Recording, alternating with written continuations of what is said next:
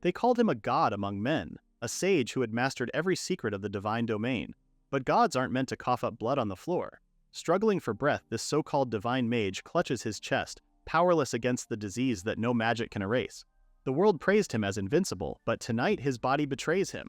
And in the very moment the secret spell he created twists fate itself. Opening his eyes, the mage initially sees his hands. But wait, these are the hands of a baby. The mage is still dazzled by his new appearance when a woman approaches the crib, dotingly picking him up as he's now awake from his nap. A man then arrives, smilingly asking the woman how their Lucien is doing. Although he's just woken up, Lucien appears to be still sleepy according to the woman. The baby mage observes this man and woman's exchange of words, and instantly notices how they both look so happy. These are his new parents, and his new name is Lucien. Raising his hand slightly, the baby mage realizes how soft his hands are.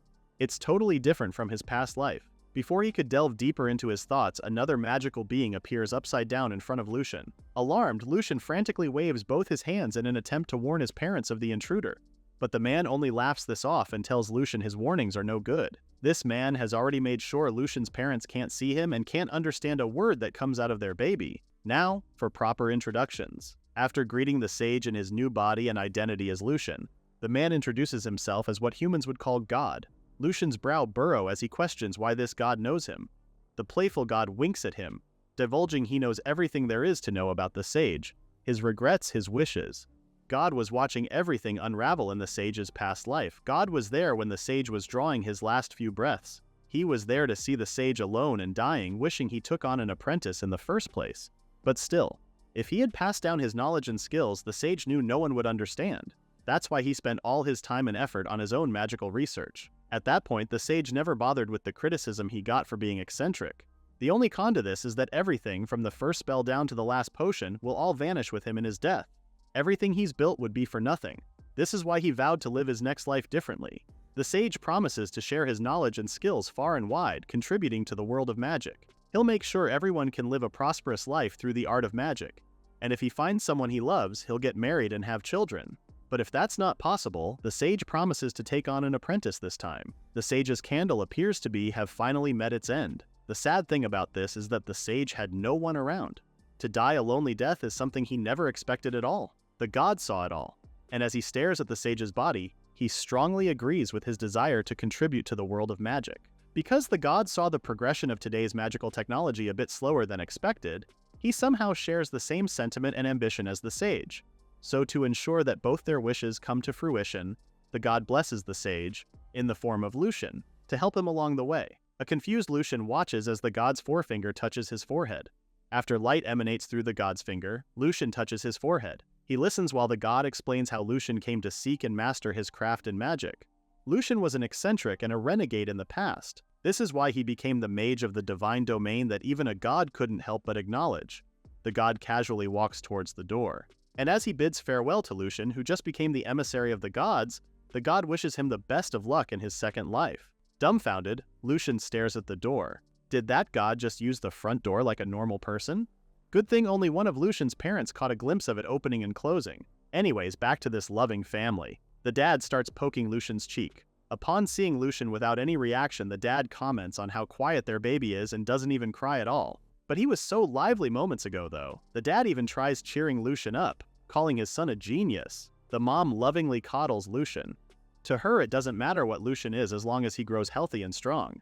Not long, the appraiser finally arrives and asks if Lucien is the one she'll be seeing. The mom cheerfully confirms this and lays Lucien on the bed as per the appraiser's instructions. The appraiser is now going to appraise Lucien and see his aptitude. Now that Lucien is on the bed, the mom can't help but feel excited as to what kind of aptitude her son will get. Even the dad is guessing Lucien will have the aptitude of a great mage. Be careful what you wish for. Smiling, the appraiser praises both the mom and dad for being doting parents, especially that they don't have any blood ties to nobility. Now the appraiser starts her appraisal on Lucien, who is already feeling bad for what he's doing. He can't have the appraiser see his abilities, so this baby is using concealment magic to block the appraiser's magic.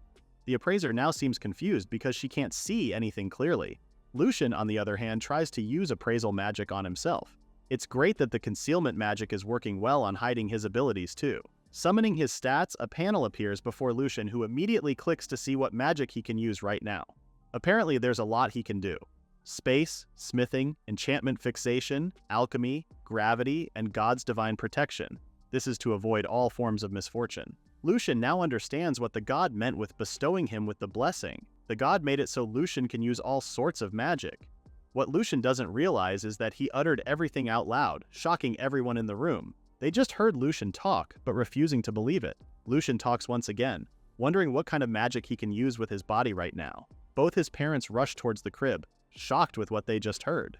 Could their son really be a genius? The appraiser herself had been so taken aback with hearing Lucien talk that her knees went numb. Lucien now realizes the god must have undone the magic on his parents earlier. That's why Lucien's words can finally go through. Knowing these people will be taking care of him, Lucien decides to properly greet his parents. Lucien then uses his support shadow double magic, wherein one can use when injured or have difficulty moving on your own. Your shadow will replicate your usual movements. The baby is now standing up in front of his parents. Before the adults could say anything, Lucien greets his father and mother, asking them not to be so surprised by something so trivial. Lucien then bows his head as a sign of respect, asking his parents for their kindness as they are going to raise him for some time. Both his parents are awestruck with how respectful Lucien sounds. It's like they're talking to an adult. Using gravity magic to sit down, Lucien floats up in the air, noting how convenient this magic is for him. Once again, his parents are amazed with how dignified their son looks even with the way Lucien sits down. Their son is even cute floating in midair like this. The appraiser is now in a loss for words, currently in a state of vomiting. With reincarnation magic, one can't choose your parents. But Lucien was lucky enough to get good people as parents. As the mom gently grabs Lucien towards her, the baby sage cuddles onto his mom's chest, sleeping as he does so. This is how his second life started off. 6 years later, Lucien is now 6 years old and is currently busy reading a picture book. His mom suddenly pops out to ask Lucien what he'd like for dinner. Since there's still some meat from yesterday, Lucien happily agrees to it. Within the 6 years he spent with his new family, Lucien has learned a lot about their family. For instance, their Gildor family are farmers. His father's name is Sammy and his mother is Sophia. The three of them live in a simple and quiet home. Although they aren't wealthy, Lucien has no complaints at all. He enjoys being the son of such doting parents. Well, the only thing he's having problems with is that the Gildor household doesn't own a single book. So until now, Lucien hasn't learned anything about his current location. He was able to borrow books from the old man, Mr. Forson, who lives 2 houses from theirs. However, Lucien is stuck with picture books since Mr. Forson says historical books are way too advanced for a 6-year-old to read. Upon stumbling on a page of the picture book, something catches Sophia's eye. She then points to a picture of a mountain with a missing peak. It's called Full Moon Mountain, a famous spot in the Gastiana Kingdom. According to legend, a dragon supposedly blew the peak part of the mountain away with its breath while sleeping about 500 years ago. An even fonder memory that Sophia remembers is that she and Sammy visited the tourist attraction before they got married. Sophia's happy state turns into a frantic one when she sees Lucien slamming his face on the book. The poor mom is worried Lucien might have an upset stomach. Lucien meekly tells his mom he's fine. Inside, Lucien is beyond embarrassed by what really happened to that mountain. In his past life, Lucien blew that part of the mountain away with a single sneeze. He can't possibly tell his mom about his, especially that this happened 5 centuries ago. This just means this is the same country Lucien lived in during his past life. He just couldn't recognize the name because it had changed over time. Lucien then informs Sophia he'll be going out to return the picture book to Mr. Forson. With Sophia's approval, Lucien ventures out towards the old man's house. While walking, Lucien thinks about what he just learned. This really is 500 years later.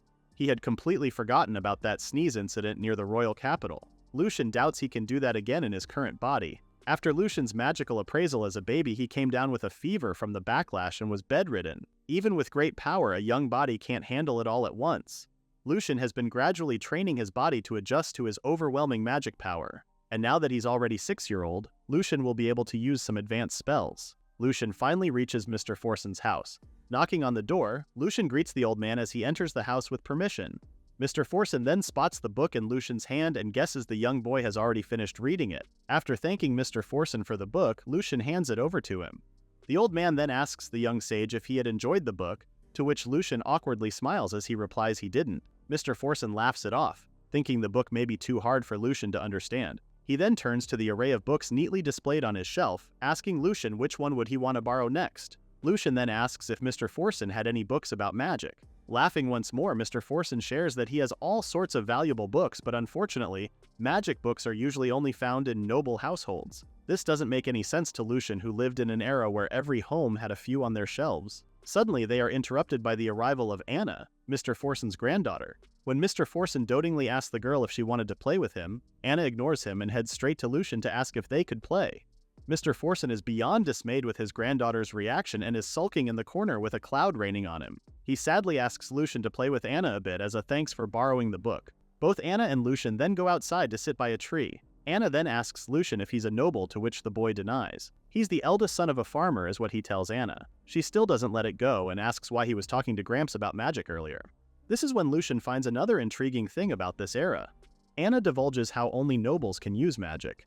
Lucien himself can't seem to wrap his head around that thought. He even tells Anna maybe she heard it wrong. But Anna pointedly says it again, this time in Mr. Forson's voice too. Only those born in nobility can use magic.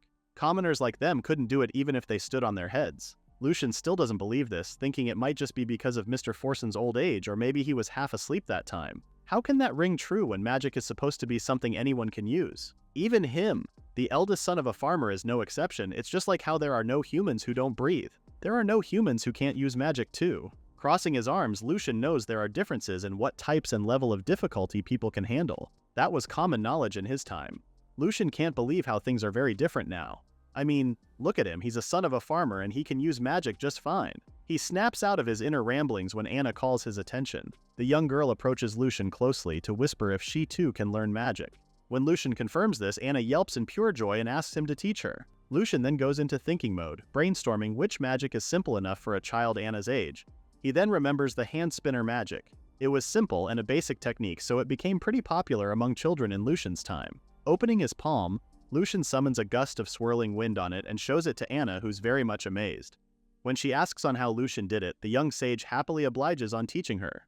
First, she must gather magic power in her hand. However, this first step proves to be difficult for Anna to do. She tries her best to summon magic power in her hand, but to no avail. A crying Anna screams in disappointment. Looking at Anna's tearful stance, Lucien calls this strange. In his time, kids could do that simple magic trick for fun. In this era, do they not teach children how to use magic? Lucien then deduces that it must be because common knowledge has changed in the last 5 centuries. It's just now that Lucien realizes that even his own parents were shocked when they saw him use magic. All of a sudden, Anna stops crying upon hearing a voice nearby. They both follow the voice and find an injured animal. Lucien can't say what it is exactly, but one thing's for sure. It's injured. Lucien warns Anna not to go near as it might be a monster pretending to be harmless. Crouching, Lucien uses his appraisal magic to see what this animal is. Lo and behold, it's actually a fairy. Forest fairies usually resemble plants, but this one looks like a mix between a beast and spirit. The fairy cries in pain and Anna is on the verge of crying again. Lucien then assures Anna he'll help the fairy, even giving it the name Ron. Using his recovery magic, Lucien lays a hand out towards Ron. Light instantly surrounds Ron's injured body, and before they know it, Ron is now happily smiling at Lucien and Anna. Ron is now back on his feet. Anna is also glad to see that the fairy is doing better. Lucien also reminds Ron not to move around much because he only used first aid and wasn't able to fully heal Ron's wound. It would be great if they had any potion with them. At the mention of potion, Anna brings out the potion she had. It was gifted by her Gramps in case she got hurt.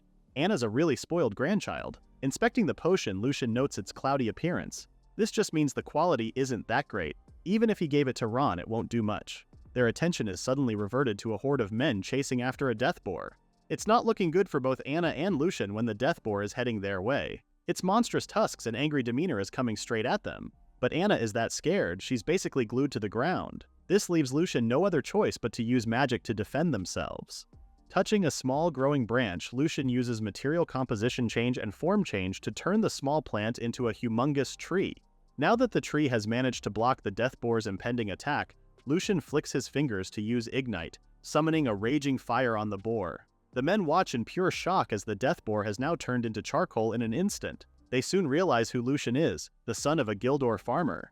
So they're quite confused why he was able to conjure magic when he's not of nobility. A man clad in armor then rushes towards the scene. He's here in response of the request they received, but is surprised to see that the death boar has turned into a well-done roast. Upon seeing the soldier, Lucien immediately approaches him in hopes that he might know something about magic. Lucien quickly informs the soldier that he roasted the boar using Ignite, shocking the soldier. The soldier refuses to believe Lucien used magic. It's impossible since it's only accessible to nobles. No commoner can ever use magic even if they stood on their heads. The soldier sarcastically scoffs at Lucien for lying. Clenching his fists, Lucien is now 100% certain that this era is indeed strange. By the looks of it, none of these people are even thinking about using recovery magic to heal those injured or even fix fallen trees and damaged houses with elemental magic.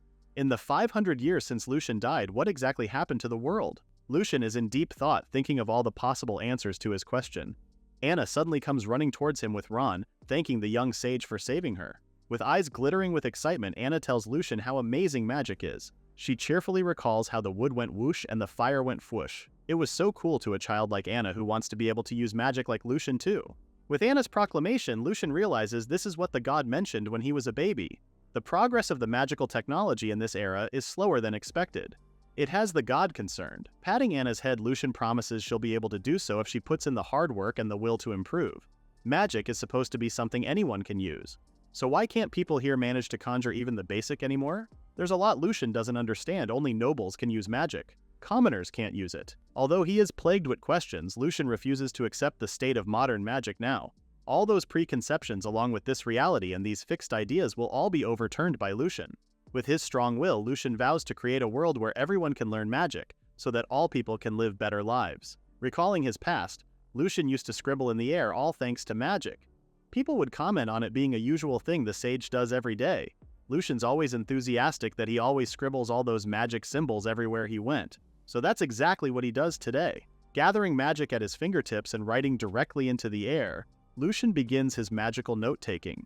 In his past life, this is also what everyone did instead of jotting notes on paper. They didn't need paper or a pen before, just wrote everything in the air and folded it down small to carry with them. It's a super useful technique. Before. As young Lucien finishes scribbling, he turns to Anna, his current student, who reveals she can't see anything there but a wall. This stones Lucien in place, stopping his enthusiastic writing. So Lucien tries his mom, scribbling in the air, and asks if she could see it.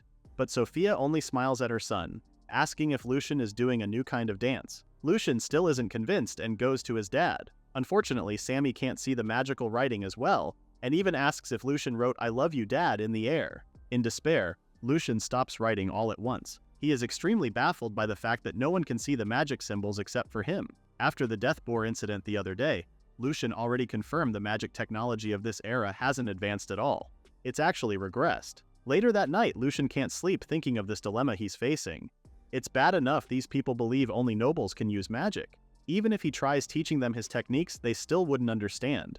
So Lucien does an all-nighter coming up with a plan. First, he'll spread the fundamental knowledge of magic in a way anyone can understand, even his parents and Anna, who has zero knowledge on magic. Lucien spends the whole night writing, in the air, this Introduction to Magical Technology guide. Kinda like a magical guide for dummies 101, but all this scribbling faces another problem. How is Lucien supposed to make them read his guide if they can't even see it? Left with no choice, Lucien approaches his dad the next day. For moral support, Anna even comes with him. Without hesitation, Lucien asks his dad for something he wants. Sammy is astonished and deeply moved that his son has just asked for something. This is the first time Lucien has ever asked for anything. Excited, Sammy crouches to Lucien's height and immediately asks what he wants, ready to give anything even if Sammy has to take down a death boar. When Lucien asks for a pen and paper, all the excitement from Sammy's body instantly dissipates. Sammy then apologizes as he won't be able to procure paper for Lucien. Heck, dealing with a death boar is an easy task, that getting paper. Anna then tells the young sage that paper is actually super precious. Even Mr. Forson, who collects books, doesn't have a single sheet of paper. Why was paper so hard to obtain now? And isn't it strange for someone to own books but has no paper? Sammy crosses his arms, sharing to Lucien that paper is such an expensive thing to buy. He had seen it for sale in town but has never touched it in his entire life. If Lucien wanted to buy some, it would cost them about a month's worth of their living expenses. It's that expensive, even Lucien is breaking into sweat upon learning this. In his past life, paper was actually pretty cheap thanks to advancements in magical technology. To think it's gotten so expensive 500 years later. Patting Lucien's head, Sammy smiles at his son and asks him if there's anything he wants aside from paper. He then shares how Lucien always handled everything himself, so Sammy feels a little lonely not being relied on. Out of nowhere, Ron comes running and jumping towards Lucien's arms. Anna then asks the fairy of its whereabouts since she's been looking all over for him. Apparently, this little ball of cuteness disappeared right after the whole death boar incident. Seeing Ron for the first time, Sammy asks his son if Ron is a monster, but Lucien tells him that Ron is a fox and asks if he can keep it. Now this is something Sammy can actually agree to. After cheerfully saying yes to keeping Ron, Sammy calls it a great day. Not only has Lucien asked for something for the first time, but he's also taking an interest in Sammy's work. In Lucien's mind, his goal is to get some paper for him to make a grimoire. If it costs a month's worth of living expenses, then he has to figure out how to get money himself. Lucien then spots some tools his dad uses for work. Inspecting them, Lucien can tell they're pretty well used and are rusty in some places. Even the blades are chipped. While his dad is busy, Lucien uses his magic on the tools, carefully enhancing them. His magical work goes unnoticed, and not long after, Sammy takes both of them outside to start working on cutting the grass. As Lucien cheers for his dad, the young sage thinks of his plan on earning money for paper. He could actually make paper with magic like in his past life, but Lucien doesn't have the materials for it, and that would take too long to make enough paper. Hunting a large number of monsters in the forest is completely out of the question, since Lucien doesn't know what impact that would have on the ecosystem. Just as Sammy is about to cut a portion of the grass with the magically repaired tool, it suddenly slashes through the whole area of grass. A shocked Sammy holds onto his scythe as he calls the attention of his son. He even takes a look at the grass behind him and is startled to see it fully cut. This has been Lucien's plan all along. Since none of his ideas are doable, the next option would be to support his father, the family's breadwinner, to increase his work efficiency. That way, their income will also be boosted. Now Sammy doesn't have to worry since the grass is cutting itself. Lucien looks at it proudly. He only used smithing magic to improve the tool's performance and then enchanted it with an area of effect widening wind-type magic. I guess Lucien overdid it a bit. Sharing sandwiches for lunch, Lucien then reveals to his father about using magic on the scythe. It's more than lessening the burden on Sammy too. It's now easier since it usually takes him hours to finish cutting the grass. Sammy is proud to have a son like Lucien who is really loved by magic. Hearing this, Lucien is quite embarrassed and tells his dad it's actually not a big deal at all. But to Sammy, it's like a miracle. He then reminds Lucien that he mustn't show off his magic and must never use it for any evil intentions. Lucien smiles as he chews his sandwich, agreeing with what Sammy said. Not that Sammy is worried though. He knows Lucien is a good kid. Lucien was actually thinking of gathering some random farm tools, enchant them with magic, and sell them to the villagers for a high price. It's not like his father saw right through him, right? As Lucien continues eating his sandwich, he notices the withering plant in front of him. It's not doing well, it seems. According to Sammy, this field actually got hit by bugs. Sammy has been taking measures against them, but there's not much more he can do. When Lucien asks if he had used pesticides to kill the bugs, Sammy says they're not very effective and very expensive. All the fields have been hit by these bugs this year. It's not helping that they haven't gotten much rain, too. On top of that, a death boar even showed up to tear up the fields. Everyone in the village is at their wits' end. Having heard all this, Lucien swiftly stands up. That's exactly what he needed to hear. Lucien then readily bows to Sammy and excuses himself, telling his dad something came up. Anna also follows the retreating Lucien. Inspecting the dying plants Lucien uses is appraisal magic on them. No matter how much he can improve efficiency with farm tools, crops can still wither depending on the weather and environment. Thanks to appraisal magic, Lucien already knows the state of the crop's growth as well as the type of bugs eating the leaves. With this information, Lucien knows exactly what would nicely on them. Meanwhile, Anna and Ron are happily sitting as they watch Lucien pick out some herbs. Ron then leaves Anna's side to run towards some herbs. After Ron calls his attention, Lucien takes a look at the herbs Ron showed him. This is exactly the medicinal herb he's been searching for. Lucien gives Ron a loving pat on the head. Anna then calls Lucien to show him the plant she proudly found as well. Using appraisal magic on it, Lucien finds out it's actually a super dangerous poison mushroom that's lethally poisonous if eaten. After thanking Anna, Lucien keeps the mushroom. He doesn't really need it, but it would be dangerous if Anna were to eat it by mistake. Sometime after, Lucien finally has all the herbs he needs. When Anna asks him of his plans with them, Lucien confidently tells her he's going to make medicine. Lucien doesn't waste much of his time and immediately gets to work. Using alchemy, starts making the medicine by grinding up the Fudokoro grass. This magic is actually from God's blessing.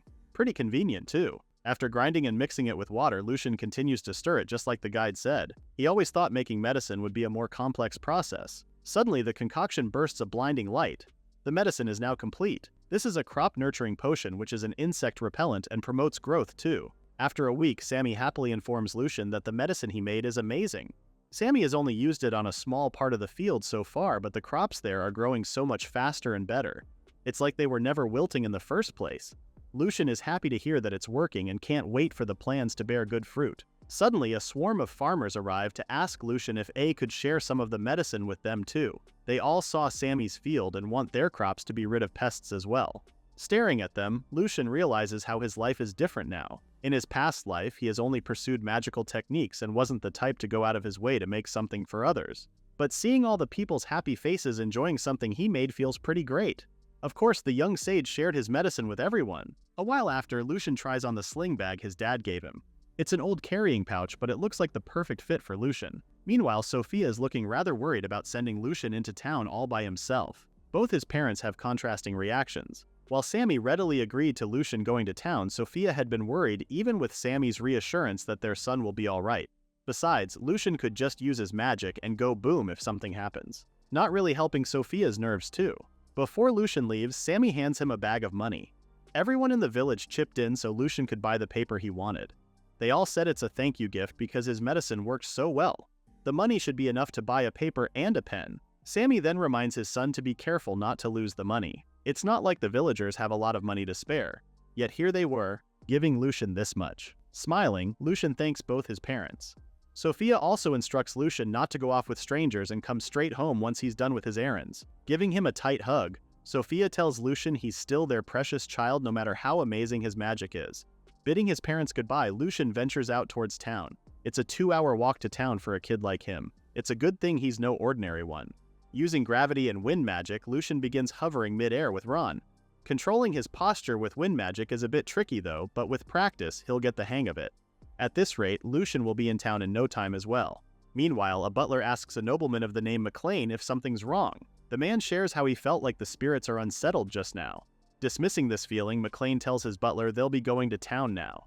Could this disturbance have something to do with Lucien? An even more posing question, is this McLean dude a friend or a foe? Not long after, Lucien lands on his feet and is glad to have arrived faster than originally expected. Both Lucien and Ron have finally arrived in the lively town of Dark. Lucien gets himself busy with all the errands he has to run. First, he needs to buy the flowers Anna wanted, then his dad asked him to get something too. Lucien also goes to get Mr. Forson some kelp. Now that all the shopping's out of the way, the only thing left on Lucien's list is paper, a pen, and some ink. Although Lucien knows a general store would have the things he needs to buy, finding one in a sea of people is going to be a pain. So, Lucien decides to find someone to ask. Suddenly, Ron spots something and flies towards that direction. With Lucien following him, Ron stops in front of a bearded old man who thinks Ron is asking for food. Lucien immediately apologizes for Ron's behavior, but the old man doesn't mind petting Ron at all. He also thinks the fairy is a friendly pet dog too. Looking at the old man, Lucien feels like he's a nice person and wonders if it's okay to ask him about the materials he needs to buy. Telling the old man it's his first time in this town, Lucien asks if the old man knows a place where he can buy paper, a pen, and ink. The old man smiles at the young sage, calling this a lucky happenstance. This old man actually owns the only shop in Dark that sells paper. He then takes Lucien inside his shop and rummages for the materials the young sage needs. The old man then shows Lucien the pen and ink he has in store. Crossing his arms, the store owner asks Lucien if he has the money for the paper he needs. Altogether, it's gonna cost Lucien a hefty 120,000 rin. Putting the bag of money on the table, Lucien tells the old man the money he has should be enough for the paper. After counting the money, the old man confirms it's exactly 120,000 rin. The old man also apologizes to Lucien for doubting him. It's not because he sees Lucien as a kid or something. Many have tried to haggle or pay later. Paper is expensive in this era, so it's only natural for the shop owner to be cautious. The shop owner then hands Lucien 30 sheets of paper, which is all the stock he has of it. The shop doesn't really keep a lot of them on hand in case it gets stolen. The moment Lucien has his hands on the paper, the young sage gleams in happiness. Even Ron is excited. Lucien is still a bit confused as to why the people treat paper like it's a jewel. The young sage still doesn't know why paper is so valuable in this era. What exactly happened in those centuries he was gone? Anyways, although he's excited for the paper, Lucien realizes it's still not enough to make a grimoire. His thoughts are then interrupted by the opening of the shop's door. The butler from earlier then enters. Then Lord McLean follows suit. The old man enthusiastically greets Lord McLean to his humble shop. Lord McLean is here for the same reason as Lucien, to buy all the paper in the shop. Unfortunately for him, it's all been taken. Thankfully enough, Lord McLean hasn't taken notice on Lucien's presence. The shop owner immediately crouches down to quietly tell Lucien to leave the premises before they see him. After that, the shop owner goes back to entertaining Lord McLean, telling him how honored he is that the Lord himself came all the way to town just to buy his paper. Upon realizing he got all the paper from the shop, Lucien plans on leaving before he complicates the situation. He then goes to Ron, telling the fairy they'll leave at once. But as they set out to leave, Lucien hears the shop owner talk about Lord McLean's studies on magic. This halts Lucien in place, especially hearing Lord McLean say paper is the most convenient and versatile to write on. Lord McLean then further shares that studying magic is actually a noble's pastime, so here he thought he'll just further his studies on magic. Lord McLean even invited a former court mage to the Deladroa estate to be his private tutor. Talk about being rich. The mention of the former court mage now has Lucien's ears tingling with curiosity. Since being reincarnated, he hasn't seen anyone else with magic. He wants to see with his own eyes just how much today's magic has advanced, especially that it said only nobles could use it. Lucien's curiosity for magic is one thing he can't seem to control.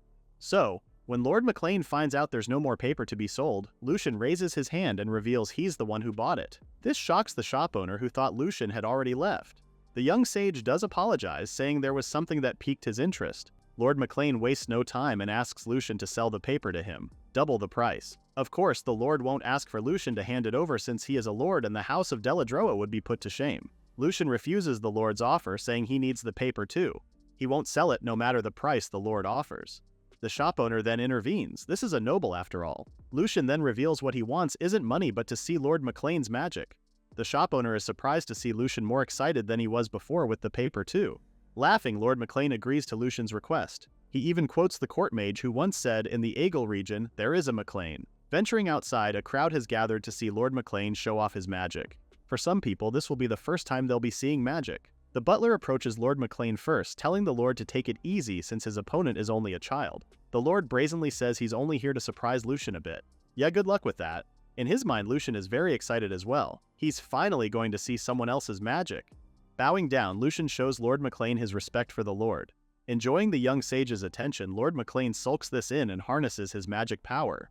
Light glows underneath Lord McLean as he calls upon the spirit of the wind. This causes Ron to hiss, its eyes full of anger. When Lord McLean finally releases the wind magic he called upon, a gentle breeze touches Lucien's entirety.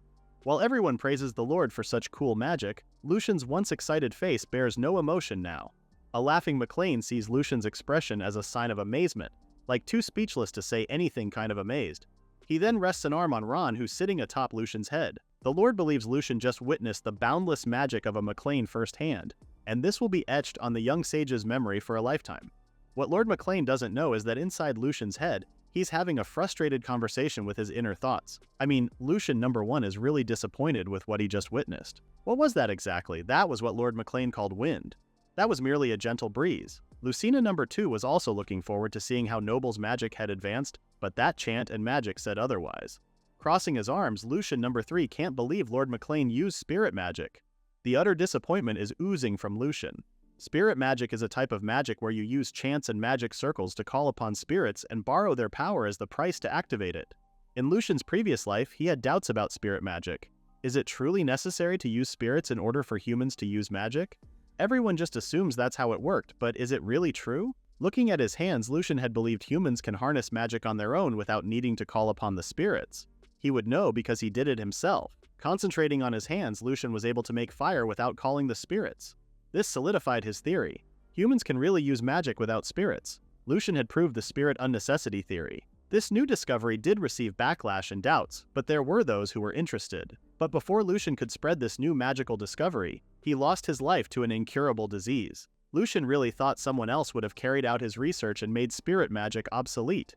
To think it's been 500 years too. The young sage seems to be at a loss with how magic has regressed. It's true that there were a lot of people fixated with spirits and chants.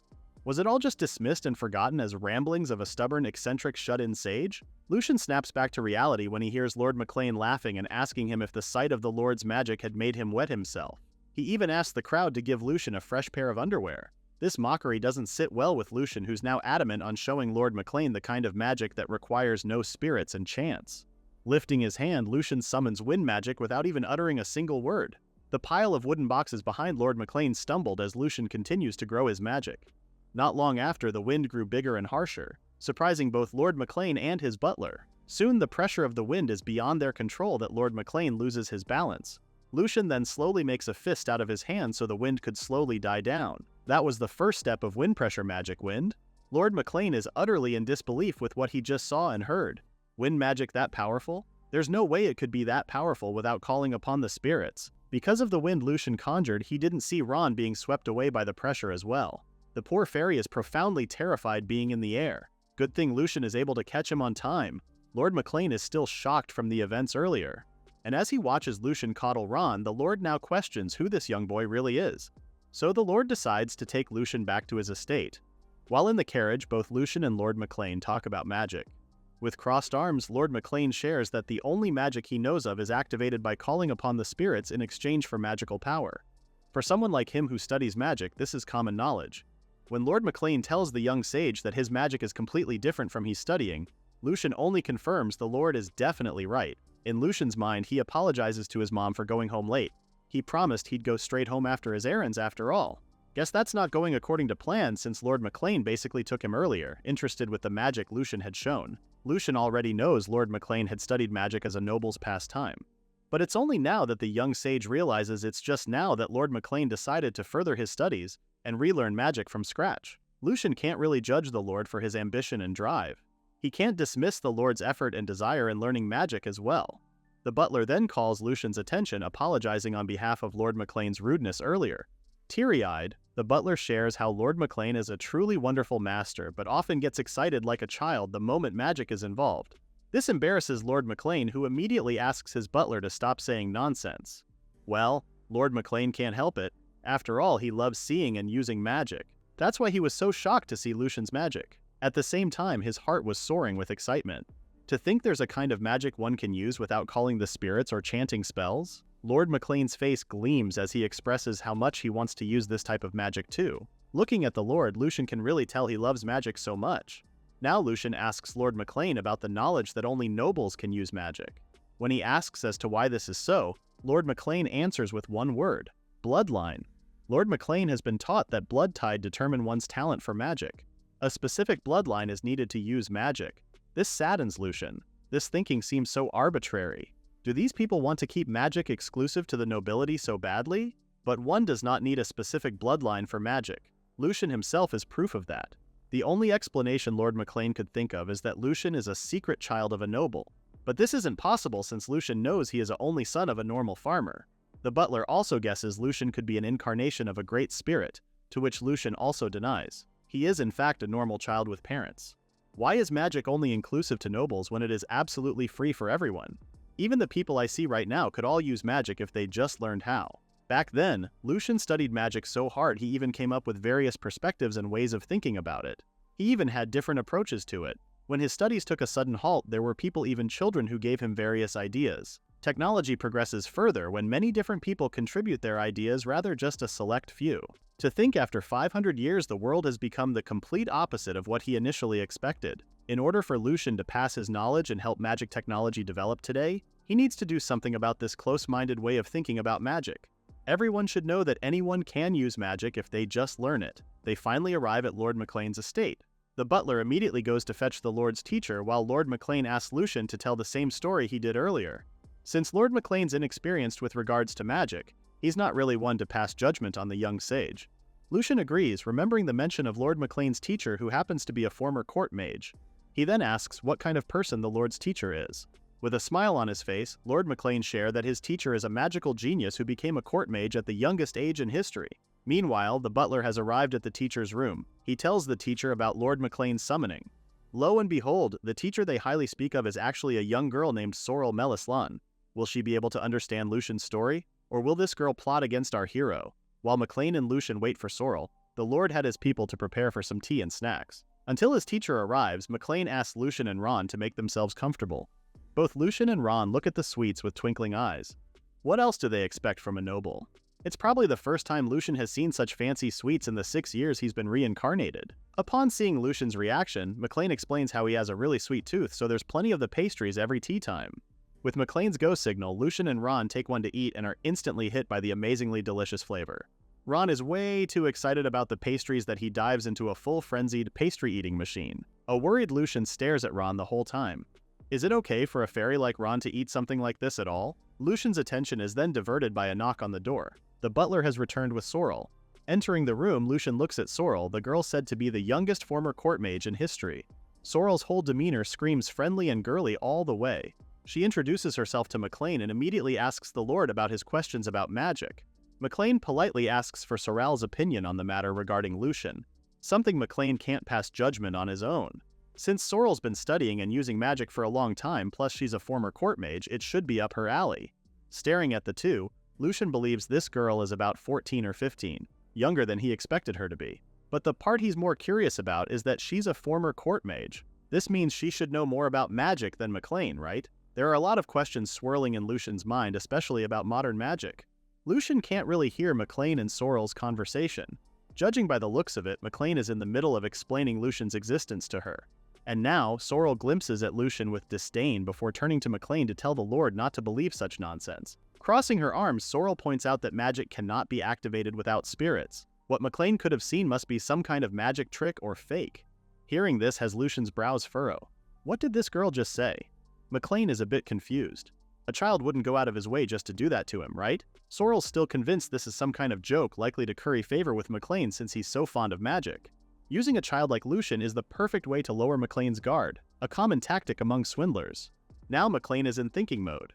And while he's at that, Sorrel goes off to Lucian to scold the boy for his joke. She, yet again, points out how it's common knowledge that magic requires spirits. Sorrel is no fool when it comes to this and calls Lucian a little brat. Lucian quietly takes it all in, staring at the sarcastic Sorrel who's now seated across him. She praises the young sage for having the confidence in pulling such a scheme on McLean. According to her, she understands why a non-noble child like Lucian would admire magic.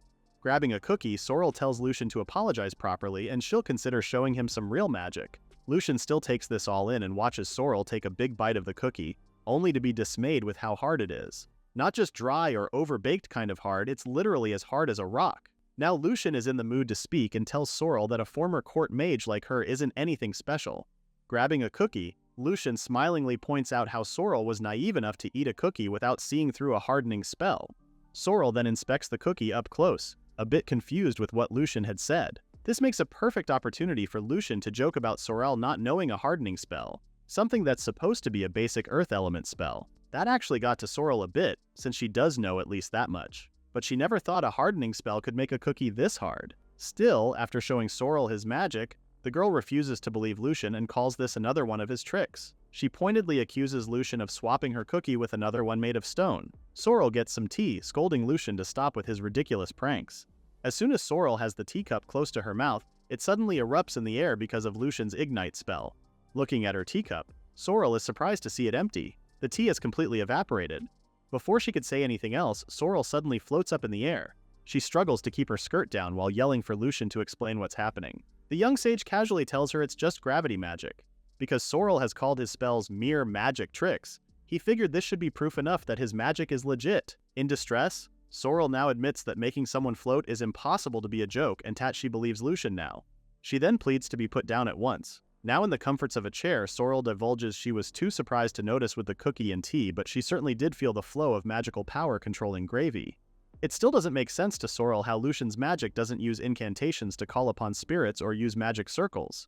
It's more believable if Lucian were to say it's all some kind of trick apparently. Lucian uses the gravity spell once more, causing Ron and some cookies to float. If Sorrel still doesn't believe him, Lucian is more than happy to make her float again.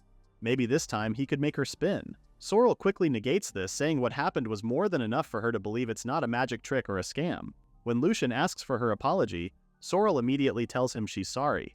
Then she thinks about the seriousness of the situation. Magic that doesn't require spirits exist? Sorrel has never heard of such a thing, not even at the Magic Academy.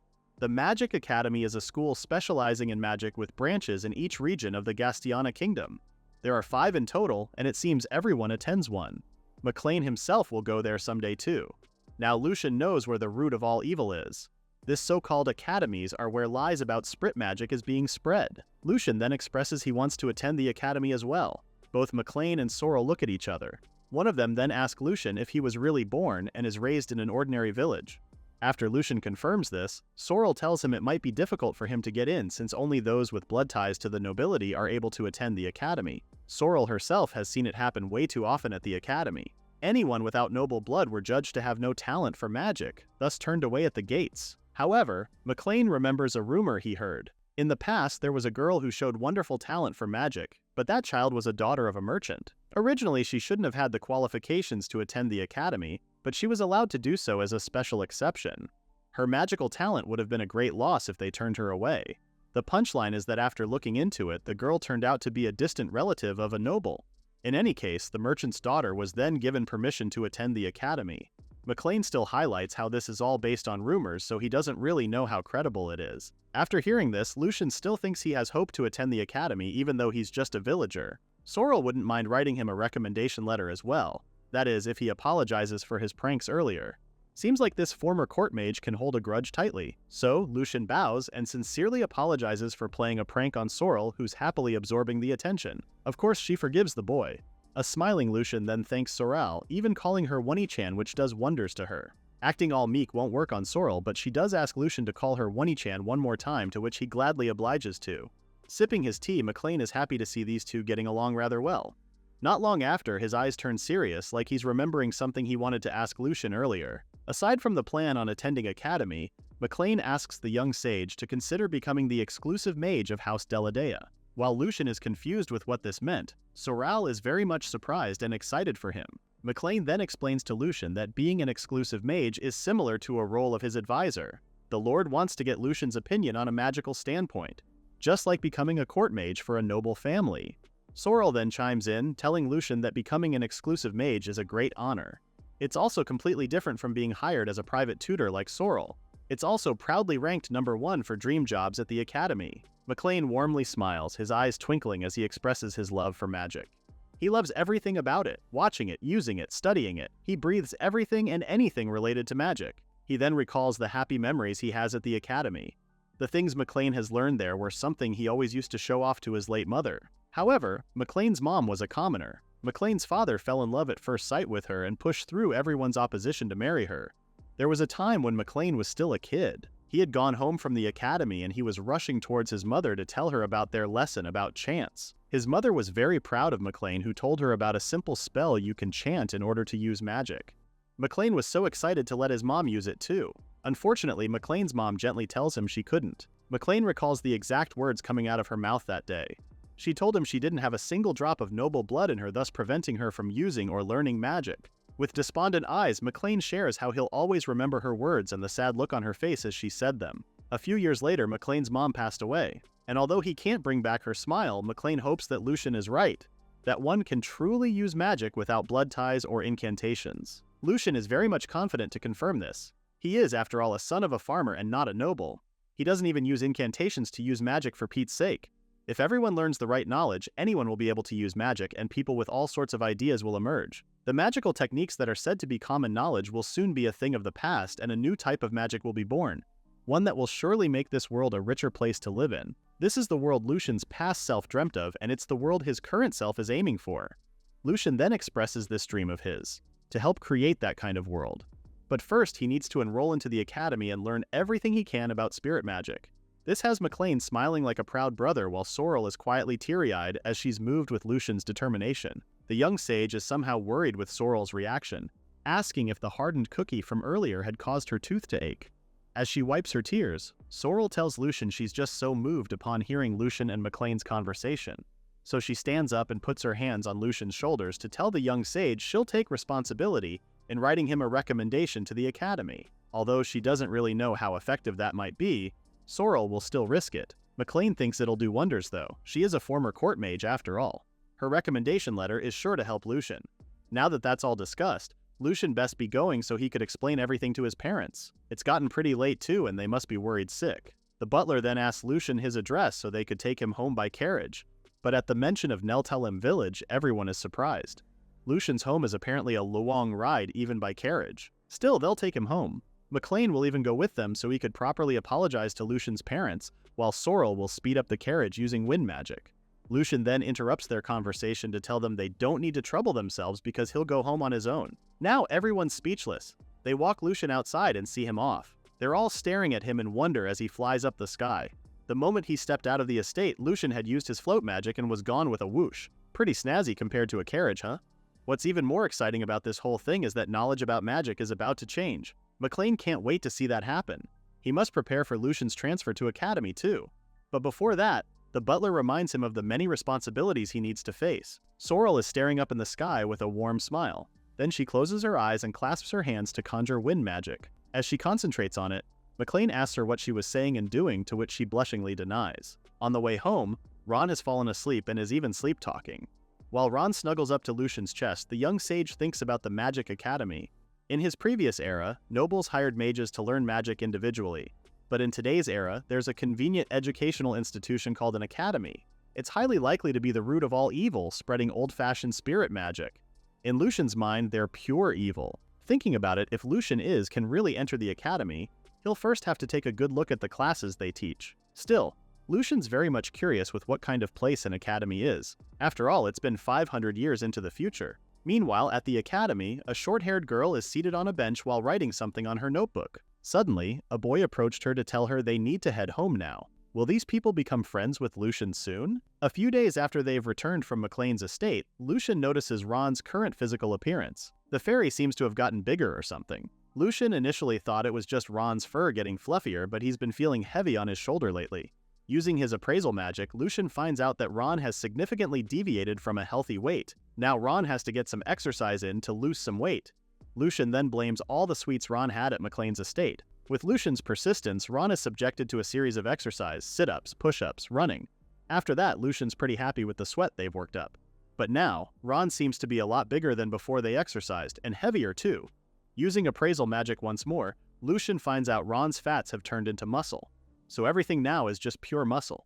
If it's muscle, Lucien believes it to be okay compared to being fat. Once they stopped exercising, Ron gradually returned to his original form. Oh, what an adventure it has been. Of course, we can't wait for the next one. The day of going to the academy has finally arrived, but, it's not going as planned. Right now, Lucien is surrounded by 3 teenage girls who are smitten by his cuteness. They're all giving Lucien a lot of attention, something that's never happened in his past life. Thinking Lucien might be a lost child, the girls ask him where he came from and for his parents' names. Lucien then speaks up, telling them he's not a lost child, and introduces himself as Lucien Gildalba, and he's here to transfer in at the Aigle Royal Magic Academy. Let's go back to a few days ago, shall we? After returning home from McLean's mansion, Lucien told his parents everything. He told them he wanted to go to the academy and learn more about magic, and that even if he couldn't get in, McLean has offered to hire him as the Lord's personal mage. He then showed his parents the handwritten letter McLean had addressed to them as proof. Although they were very surprised, the sight and feel of the paper letter was even more surprising to them. It's totally different from the wooden slates they've always used. Telling them about the letter's contents, Lucien reveals to his parents that McLean will provide his support for his tuition and fees. He really wants to go to the academy. Sammy is very proud of how amazing his son is and gives his sign of approval, but Sophia expresses her concerns about it. She doesn't really like the idea of her 6-year-old son going to a big academy. She also worries that Lucien will get bullied by the students there. It's a place only for nobles, and Lucien isn't one. Lucien calls his mom to try and explain it to her, but Sophia beats him to it. Although she's against it, she can't really do anything about it because her son has already made up his mind. Sophia knows her son all too well. Once Lucien has set his mind on something, he's not one to give up easily. He is their child after all. Sammy then approaches his wife, warmly smiling at Sophia as he tells her they'll support and believe in Lucien's dream. A few days later, the whole family was invited to McLean's mansion, where they received a detailed explanation about transferring into the academy. It's also Sammy and Sophia's first time riding a carriage, so they're a bit dizzy with the trip. During their talk, McLean explains to them that Lucien's magical talent is immensely great. The history of magic might just change with his birth. That's how important Lucien is right now. McLean then goes on to tell them that the Magic Academy only accepts those related to nobility, and the tuition is set at a price to match. However, the House of Delalore will give their support on it. Sammy then asks McLean if he could give them some time to think about the financial support the Lord has offered. In Lucien's mind, he doesn't know why his dad would say that when it's completely impossible to pay the tuition with a farmer's income. Both Sammy and Sophia then bow down to McLean, asking the Lord to take care of their only son. Then, McLean was supposed to accompany Lucien to handle the transfer process, but something came up. McLean had to apologize incessantly, and asked Lucien to go to the academy on his own. And that's why he's here on his own, facing these 3 teenagers. Lucien then thinks about his family. They saw him off warmly. He's basically carrying their hopes on his shoulders. He can't just get kicked out for being a lost child. Before the girls could find one of the guards, Lucien raises his hand and summons water using his magic. The girls look up in the sky, astounded by the magic spell. With this, Lucien thinks the girls should be able to understand that he's not a lost child at all. Maybe they'll finally see that he's here to learn magic like them. The girls are pretty amazed with Lucien's magic. He did use water without any water nearby, and was able to cast it just by saying the spell's name. Although the girls are amazed, they can't really hide the fact that they got soaked with the water.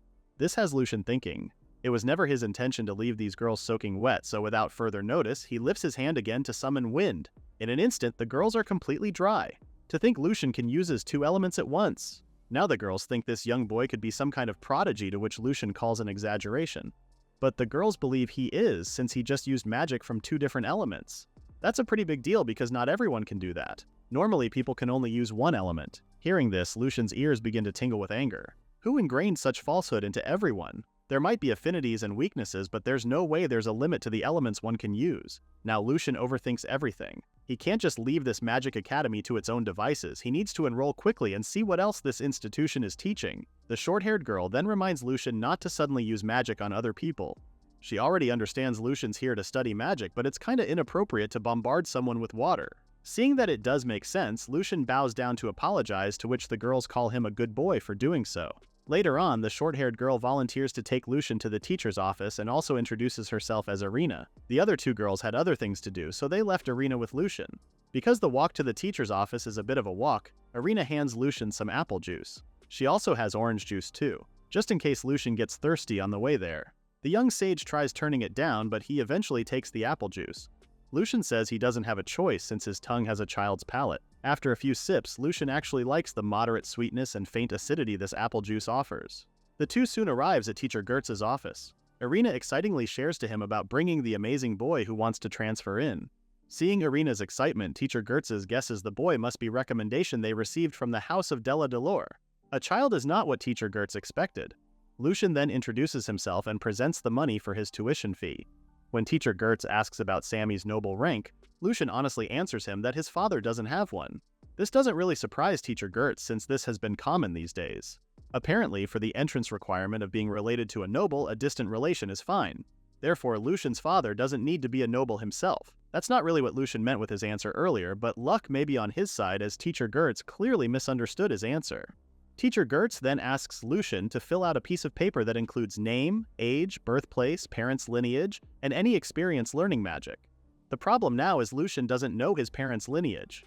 In the countryside, it's common for many people in the village to be old acquaintances. Teacher Gertz notices Lucien has stopped writing and is now deep in thought. When he asks about it, Lucien honestly reveals how he doesn't know his parents' lineage. Teacher Gertz raises his eyebrow, telling Lucien he must know his own origin if he's really a noble. That's when it all clicked in the teacher's head. Before he could even scold Lucien, Irina swoops in to defend the young sage. She tells the teacher about Lucien's talent in using two types of elemental magic, to which surprises Teacher Gertz. Irina goes on to swear she saw it with her own two eyes, how Lucien used both water and wind magic before them. Now, Teacher Gertz can't say anything at all. What Irina's saying is near impossible, but why would she lie for a commoner, right? Lucien then raises his hand to intervene in their conversation to hand the letter of recommendation Sorrel had written for him. Teacher Gertz is taken aback. Could Lucien mean Sorrel, the youngest court mage in history? Judging by Gertz's reaction, Lucien could really tell the Sorrel's recommendation letter is top-notch. However, Sorrel has already quit her position as a court mage. Gertz doesn't seem to know this and that Sorrel has been hired as a private tutor by McLean now. Upon reading the letter, Gertz authenticates Sorrel's letter as legit. Since Gertz is in charge of the examination for transferees and knee admissions, he tells Lucien about a little test he needs to do at the training grounds. Once at the training grounds, Gertz then calls upon the spirits so he can make a magic barrier surrounding the field. He praises Lucien for spotting the barrier by just looking. Then he explains that the academy has the same kind of magic around it. It's an excellent piece of work that one can't enter or exit without special keycard. Speaking of which, Gertz is confused as to how Lucien was able to get inside the academy without the special keycard. Was it Irina that opened the door for the boy? Lucien casually tells the teacher that he managed to dispel it. Gertz is that astounded that he managed to drop Lucien's money bag. Apologizing, Gertz crouches down to pick up the bag's contents. Suddenly, Gertz's smile fades as he stares at the dirty coins on the ground. He picks one up, appalled to see the coins, and every piece of it is filthy. Bowing down, Lucien apologizes for it and explains this is the money everyone at his village chipped in for his tuition fee. 2 weeks ago, after Sammy and Sophia visited McLean's mansion, Lucien was cleaning up one of the tools when his dad called him over. They wanted to give Lucien something. Lo and behold, it was a bag of money. It's for Lucien's tuition fees and for his living expenses. Sammy has already calculated the entire lot. Because Lucien sold his paper to McLean, the young boy will have roughly around 3 million rin, including the bag of money. Lucien did sell his paper since attending the academy will have him preoccupied and he won't have time to make magic books anymore. But it's still impossible to reach 3 million. So where did the money come from? Looking at the coins, it's all rusty and covered in mud. It's totally different from what he received from McLean. Lucien could only think of one more answer to his question. This is from everyone in the village. They did help him buy his paper before. Seeing Lucien's soft expression, he then tells his son that he is the hope for people like them who can't use magic. Although McLean is a good lord, there are other nobles who think of them as commoners who can't use magic as nothing but failures. There have been people from their village who have been scorned and even kicked around by relatives of nobles. So when Sammy told everyone that Lucien, his son, is going to attend the academy to learn magic, everyone was overjoyed and happily gave the family financial support. Lucien is their hope after all. Holding this bag of money carries a lot of weight. Lucien isn't a grand person. He was only reincarnated because of his past regrets, and that's the only reason why he's alive now. While Lucien sits there with his own thoughts, Sammy continues to tell his son that they plan to thank McLean and decline his offer of financial aid for Lucien's tuition. Sammy and Sophia wanted to handle this within the village. They've discussed this with everyone as well, and they all agreed with this decision. If plans didn't work out and they couldn't raise the money, Sammy and Sophia were planning to ask for McLean's help. It's a good thing everything worked out just as planned. Thanking his parents, Lucien warmly smiles. This money in his hands is filled with everyone's wish for Lucien to change the world. Going back to his present conversation with Gertz, Lucien tells the teacher that everyone in the village pitched in a little bit of money so he could attend the Magic Academy. The word village has Gertz clenching his fists. Upon Lucien's confirmation that he is indeed from a small village, Gertz's whole demeanor changes into one of disgust. Gertz then calls Lucien a filthy peasant brat. He already doubted Lucien's so-called noble lineage. Well, here comes Gertz's true colors. Not only is this teacher mocking Lucien now, he's also doubting the recommendation he received from the House of Deladalore. And boy is he glad he found out before the test. Gertz doesn't want to allow a mere peasant to enroll and cast doubt on the dignity of the academy. This isn't something new to Lucien. There are nobles like Gertz in his past life, exclusionary purists who are extremely averse to the thinning of their bloodline. They look down on and discriminate those who aren't pure blood. Lucien, who's still crouching down, doesn't mind being insulted. What's triggering him is when Gertz used the term filthy peasants. Gertz is insulting now only his parents, but the villagers as well. This schmuck doesn't know a thing or two about how hard they struggle every day, yet he has the audacity to mock them? A smug look splays on Gertz's face, raising his left leg towards the crouched Lucien. Then he asks the boy to lick his shoes clean, and he might consider whether or not to give Lucien the test. He also looks down on Lucien, reminding the boy to know his place and calls him a peasant brat. Lucien stares at Gertz, clearly insulted by the teacher's words. But the teacher isn't phases at all. Even threatening Lucien, he'll fail him. All it takes is for Gertz to say the word fail, and Lucien won't be able to attend the academy. Taking a step forward, Gertz approaches the money on the ground and kicks it away. To him, Lucien can't learn magic with such filthy magic. This is the last straw of Lucien's patience. The young sage slowly stands up to answer back. Gertz has no right to call his parents and the villagers' hard-earned money filthy. It's true that some of the coins are rusty or stained with dirt, but it's what everyone gave Lucien. That means a lot to the young sage, since not many of the villagers' families are far from wealthy. Gertz laughs this off. Whether filthy money is on the ground or in a bag, there's no difference. It's still filthy. In the past, I only wanted to spread magical theory and techniques for Lucien's sake, but that's not true anymore. Now it's for Lucien's parents and the villagers who believe in him, for the people who can't use magic, for all the people throughout the world who are convinced that they can't. Resolute, Lucien screams how he is here right now to kill the false ideas of people like Gertz. Without a second thought, Lucien casts Dust Devil magic. Godspeed. Gertz laughingly tells Lucien to stop barking at the wrong tree since the young boy is just a mere peasant. Gertz doesn't even see Lucien's blitz move. The young sage has activated partial hardening, which hardens both his arms and legs to the strength of a diamond. Then he activated impact nullification, which nullifies the recoil from blows. And the bonus, Lucien activates enchantment fixation so Gertz will writhe in pain. The teacher didn't even see Lucien move and yells not to underestimate him. Gertz immediately calls upon the spirit to conjure the spell Flame Shot. A loud explosion covers the whole area with dust. When the field clears out, Gertz is confident he has defeated Lucien. He even mocks the boy, as spirit calling magic is what Gertz calls real magic, which one can keenly see and feel the difference in class between a noble and a peasant. Adjusting his glasses, Gertz mocks Lucien for whatever kind of parlor trick he was planning on using too. However, Gertz is shocked to see that Lucien is still standing. Lucien then expresses his disappointment at the thought that Gertz calls himself a teacher. Lucien only took the teacher's hit to gauge how powerful he would be, but is utterly disappointed by how weak it is. And to think Gertz just called it real magic. With the water shield protecting Lucien, Gertz is nerve-wracked. How can a kid use magic without a magic circle or incantation? After explaining to Gertz it's just part of the beginner magic for water, Lucien then announces it's his turn to retaliate. Before Gertz could call upon the spirits again, Lucien quickly moves to use a non-elemental magic called Triple Fang. With this, Lucien is able to punch Gertz right on the chest. Lucien then remembers the time when Sammy asked him what he wants to do at the Magic Academy. Lucien's goal has never changed, telling his dad that he wants to attend the academy, learn the current common knowledge, and shatter the magic that everyone takes for granted. With one final blow to Gertz's face, Lucien is able to defeat the teacher within seconds.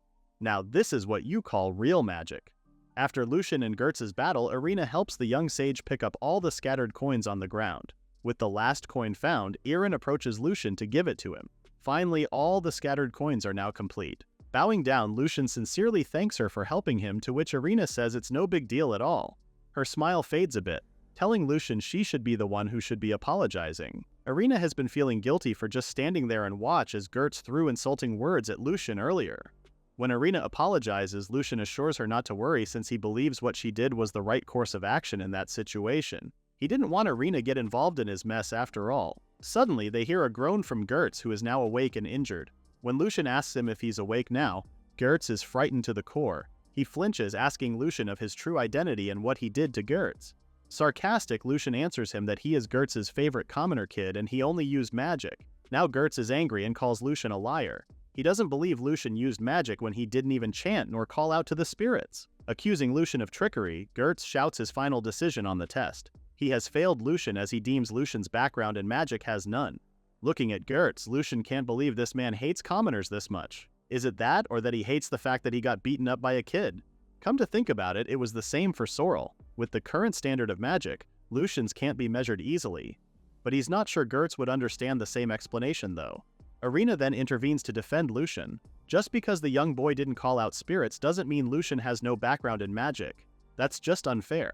However, Gertz has already made up his mind. He's the one in charge of the transferee examination and his decision is final already. Gertz also threatens to punish Irina if she speaks back again.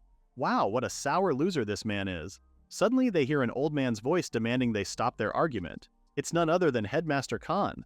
Lucien, who's observing the headmaster, can already tell that the old man is skilled in the way he shifts his weight and gaze. Lucien believes the headmaster must have been something similar to a martial artist in his younger days. Both Gertz and Irina are now standing formally in front of Headmaster Khan. When asked why he was there, the old man says he had heard of the recommendation from the house of Count de la Delore and wanted to see how strong this person is. The headmaster lets out a chuckle as he shares he watched the match earlier. Gertz has become quite the man in the headmaster's eyes. Upon hearing this, Gertz now believes Headmaster Khan should understand his final decision. In Gertz's defense, Lucien didn't even use magic. To make matters worse, he also tells Headmaster Khan how Lucien doesn't plan on paying the tuition fees. Lucien quickly defends himself, telling the headmaster that he can in fact use magic.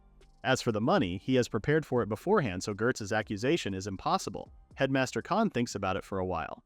Is it not magic just because there wasn't spirit calling? Chuckling once more, Headmaster Khan doesn't really see anything wrong with the magic Lucien used. Gertz is stunned and speechless. Headmaster Khan further details out how Gertz, who is considered to be one of the 30 chosen mages of the Gastiana kingdom, got beaten by a child in just a few minutes, as Headmaster Khan would call it, just like magic. That alone should be enough to be considered as talent. However, Gertz still lashes out because he believes the academy shouldn't be taking in and training unrefined soldiers. He then states the academy's goal has always been to teach magic to those from a good family background and further hone their talent. At the end of his statement, Gertz interjects how Lucien isn't a noble but a mere commoner, to which has Headmaster Khan laughing loudly. Gertz has no right to call Lucien names when he was just defeated by what he calls a mere commoner, who has no noble blood running through his veins.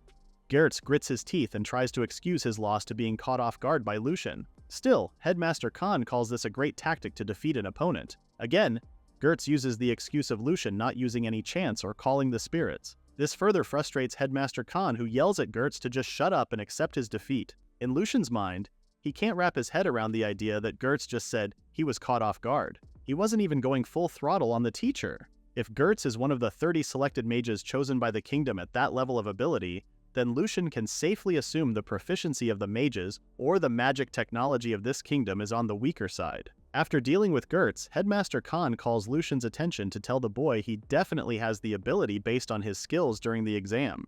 Headmaster Khan then takes back the fail stamp Gertz had initially given Lucien. Lucien then reveals he wouldn't mind being turned away by this academy. He would just simply go to another academy and try again. This has Headmaster Khan laughing once more. To think they would have missed out on a child prodigy. Crouching down, Headmaster Khan already knows the current sitch based on what Gertz had told him, especially the part where Lucien had collected the money from his village for the admission fee.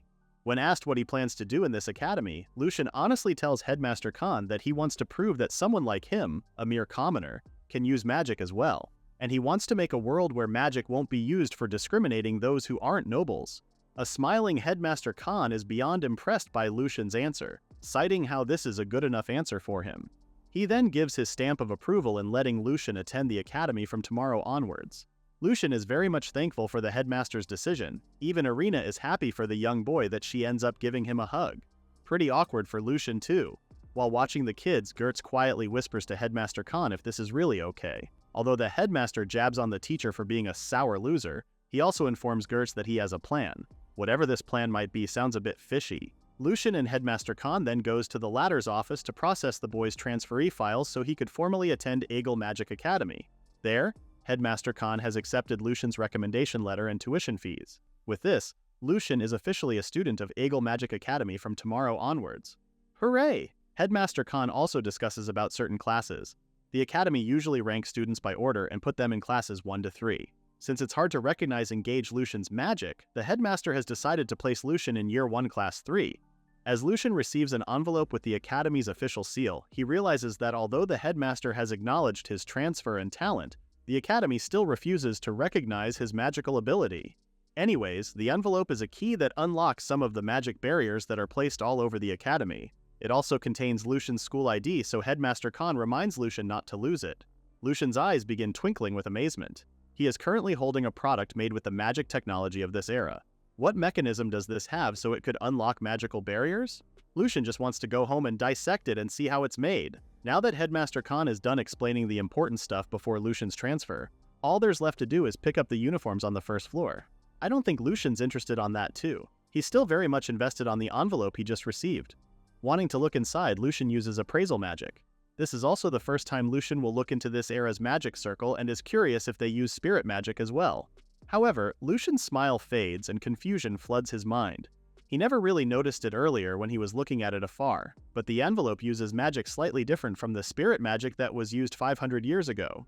He delves deeper into it and can't really point a finger to it. It really is different from what Lucien knows as spirit magic, and this one in his hand seems to be calling out to something else. All of a sudden, Lucien snaps back to reality when he hears the bell ring. What's even more confusing is that Lucien doesn't remember coming out of the academy at all. Although that was rather suspicious, Lucien blames this on his bad habit of being too absorbed in anything related to magic. He does this so often that he also forgets everything else in his surroundings. He does have a faint memory of departing with the headmaster and Gertz though. Looking at the envelope again, Lucien can't seem to extract any more information from the keycard's magic circle. Still, the question lingers. Are the spirits from this era different from those Lucien knows? There isn't really anything that could answer his question here, so Lucien decides to go home, especially with Ron waiting for him. Lucien soon arrives at the inn he's staying at, and is instantly greeted by a teary-eyed Ron. Lucien goes on to cuddle his fairy friend who obviously missed the young sage. Thompson Garrick also comes to greet Lucien hello. He runs the inn in the town of Danpel, where Eagle Academy is also located. Thompson immediately asks Lucien about the results, to which the young boy reveals his passing marks. Chuckling happily, Thompson is happy to hear Lucien's results. He also reveals how McLean has been worried sick about Lucien, even mumbling about Lucien being a once-in-a-lifetime genius who'll change magic. After patting Lucien's head, Thompson leads the young boy towards his new room. Apparently, Thompson and McLean are old acquaintances, so Lucien was allowed to live at the inn while he attended the academy that McLean had suggested. Both Thompson and Lucien climb up the wooden ladder that leads to the young boy's room. After opening the window, Thompson apologizes to Lucien for giving him this small room. This is usually a room Thompson uses for storage. Lucien doesn't mind at all and thanks Thompson for it. Even it's just an attic, to be given the privilege to sleep here is more than enough for Lucien. This is also Lucien's first time to have a room to himself since he got reincarnated. Plopping himself on the bed, Lucien happily thinks about his past. Before, having a personal room was pretty normal, but now, it's been impossible to have one in the Gildorf household. Lucien finally feels the tiredness from today's errands and begins dozing off.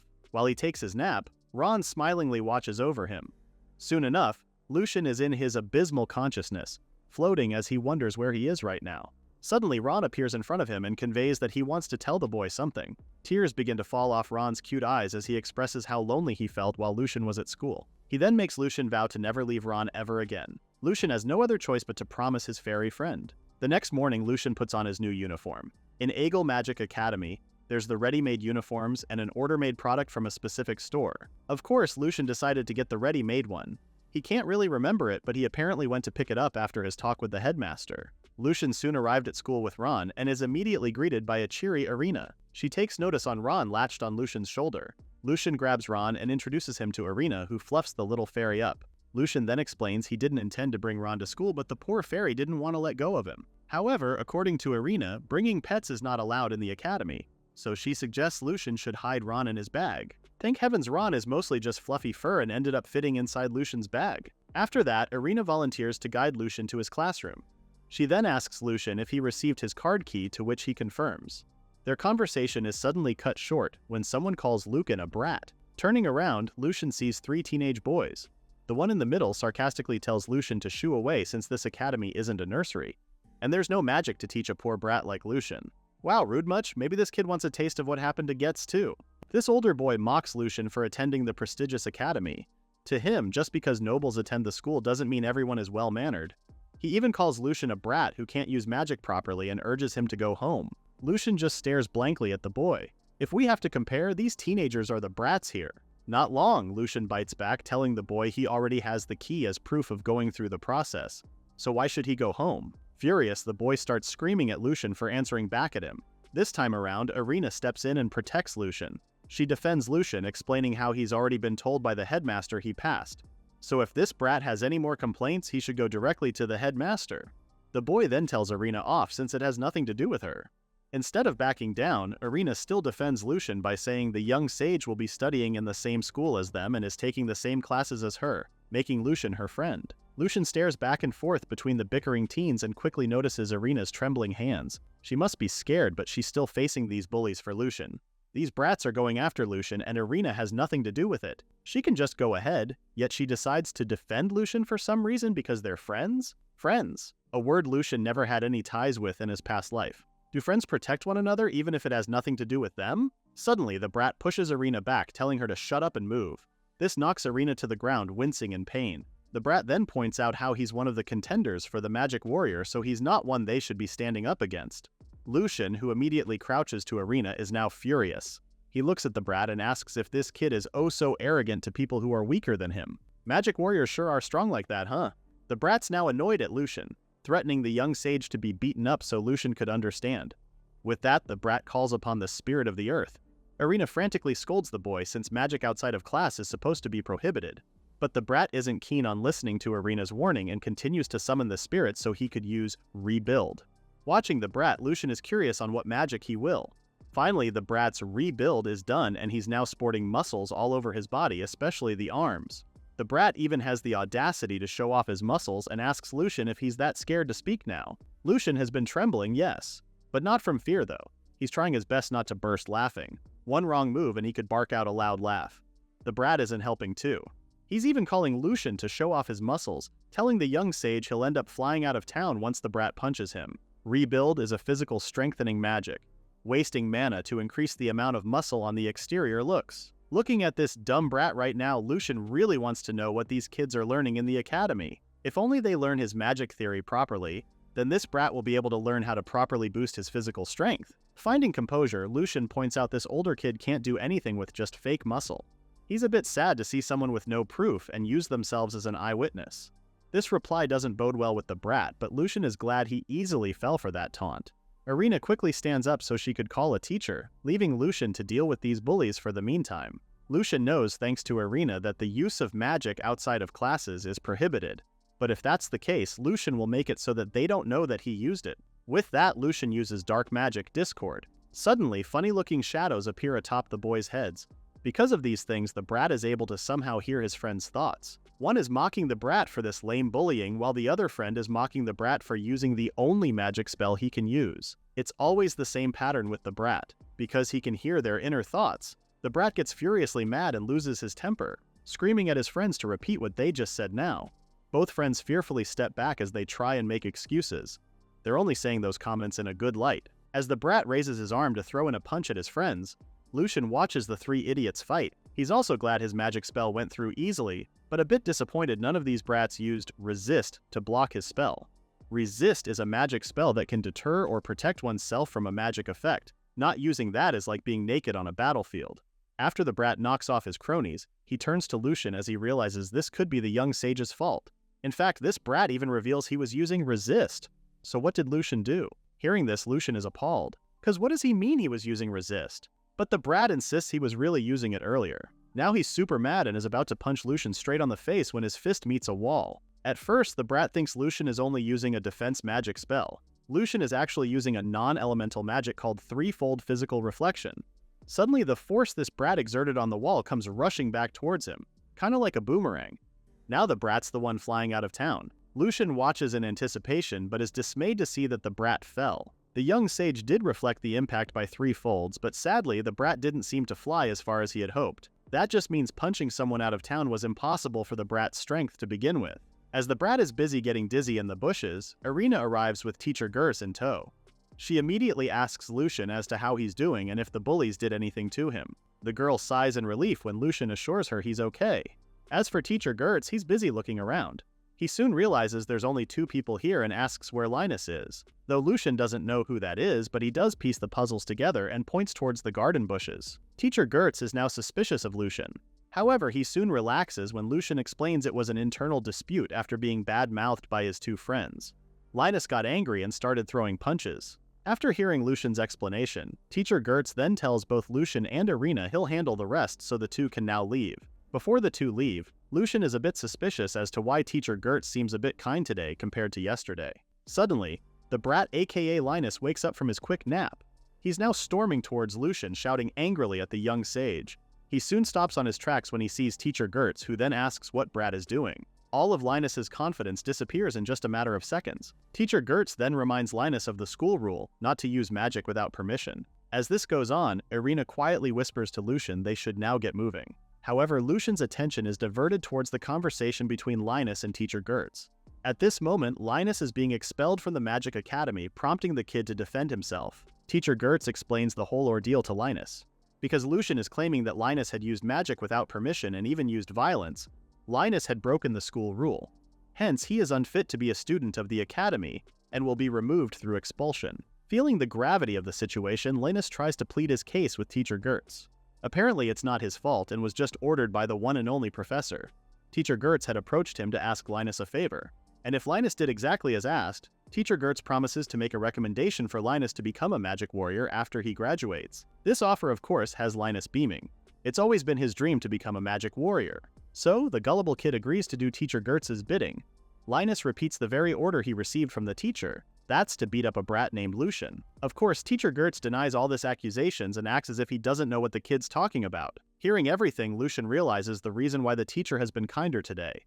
Teacher Gers, who wanted Lucien to go through pain, made Linus do the dirty work.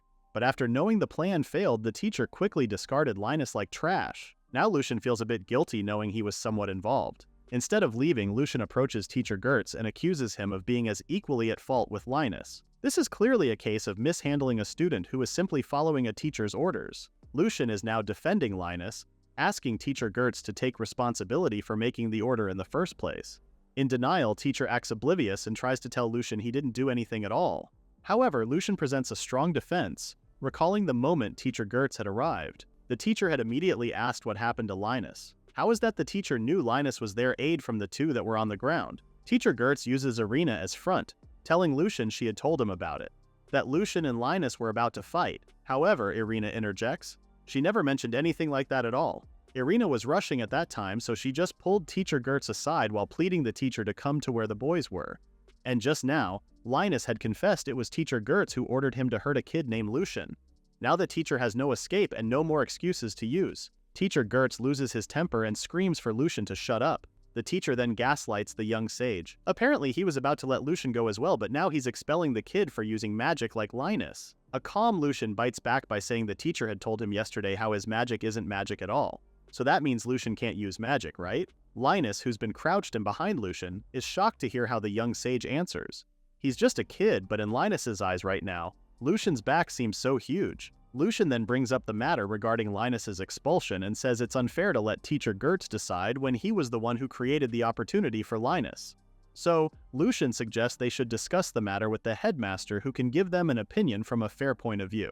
At the mention of the headmaster, teacher Gertz flinches and suddenly changes his demeanor. He stutters as he says there's no need to involve the headmaster since this isn't something big enough to report to him. Lucian knows the headmaster would be fair. Furthermore, the headmaster also had his whole face wrinkled up from happiness to have had Lucian transfer into the academy. Gertz wouldn't want the headmaster to know that he decided to expel Lucian on his own. If that's the case, Lucian asks teacher Gertz if it's really enough to expel Linus out of school. The teacher has no choice but to keep mum. Meanwhile, Linus is getting all teary-eyed from Lucian's heroic move. The bell then rings, signaling the start of their classes. Lucian sighs. He's now late on his very first day. He won't let this go too, and points teacher Gertz as the reason why they're in great inconvenience because of him. After Lucian presses the teacher to say something, teacher Gertz stutters a meek apology. When Lucian calls him out for such a lousy apology, teacher Gertz immediately bows down to apologize once more. In Lucian's mind, this isn't a nice view to look at, so he then urges for him and Irina to go. Before they could, Linus calls them. This time, a smile plasters on his face as he thanks Lucian for earlier. He's even calling Lucian by his name now instead of Brat.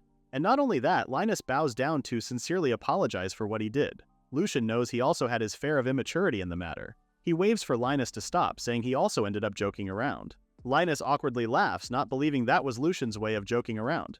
Irina ends up asking about why everyone was passed out when she arrived. Did something happen while she was looking for a teacher? It's Linus how explains the whole thing, shocking Irina when she finds out about the magic Lucian had used, the one that sent Linus's attack back to him and flying away he went. Irina then realizes this just means Lucian can never get physically hurt. The young sage nonchalantly informs them it's not really a rare thing at all. Both Linus and Irina interject, saying it is a rare thing. Anyways, after that, the trio go to their classes. This has made Lucian wonder how things would go with a sudden problem he encountered right after transferring, but it seems he's able to have some fun in the academy too, even gaining friends. After the Gertz incident, the three safely made it to their classroom. When they arrived, class had already began, so it's kinda impossible to sneak in now. Irina is worried about missing class, especially that their subject is about spiritology and the teacher's really strict when it comes to tardiness. Vouching for the gang, Linus volunteers to go first since he's the reason why they're all late. Before they could do anything, the door suddenly opens, revealing Sorrel. Sorrel has her hands on her hips as she scolds the three for being sneaky. While Lucian isn't gawking about having Sorrel as their teacher, it's not the same with the other two, who are very much amazed to see Sorrel. They're very much stunned to see the one and only Sorrel Melislan, the youngest court mage in history. Sorrel quietly signals Lucian to keep quiet about them knowing each other. Then she casually tells them to get inside the classroom. She knows they're all happy to meet her, but they seriously need to get seated. Since the only vacant seats are at the back, that's where the three sit down. As class begins, Lucian asks Irina if the teacher for spiritology is Sorrel. Irina says it's usually a scary old man.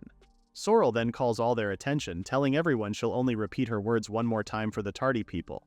For the next 2 months, Sorrel will be teaching the class as a special lecturer. Everyone praises Sorrel for everything that she is. Cute, has beautiful blonde hair, just like a doll. Hearing all their compliments, Sorrel winks at her students, telling everyone they should feel honored to be able to attend her classes. She did become a court mage at the youngest age in history. Everyone is stunned. Whispers soon grow among the students on how Sorrel is different from what they thought. They did hear she was a sheltered lady, but it seems that's not the case. When Sorrel hears this, she scolds everyone to quiet down. As Lucian expected, being history's youngest court mage comes with quite a lot of popularity.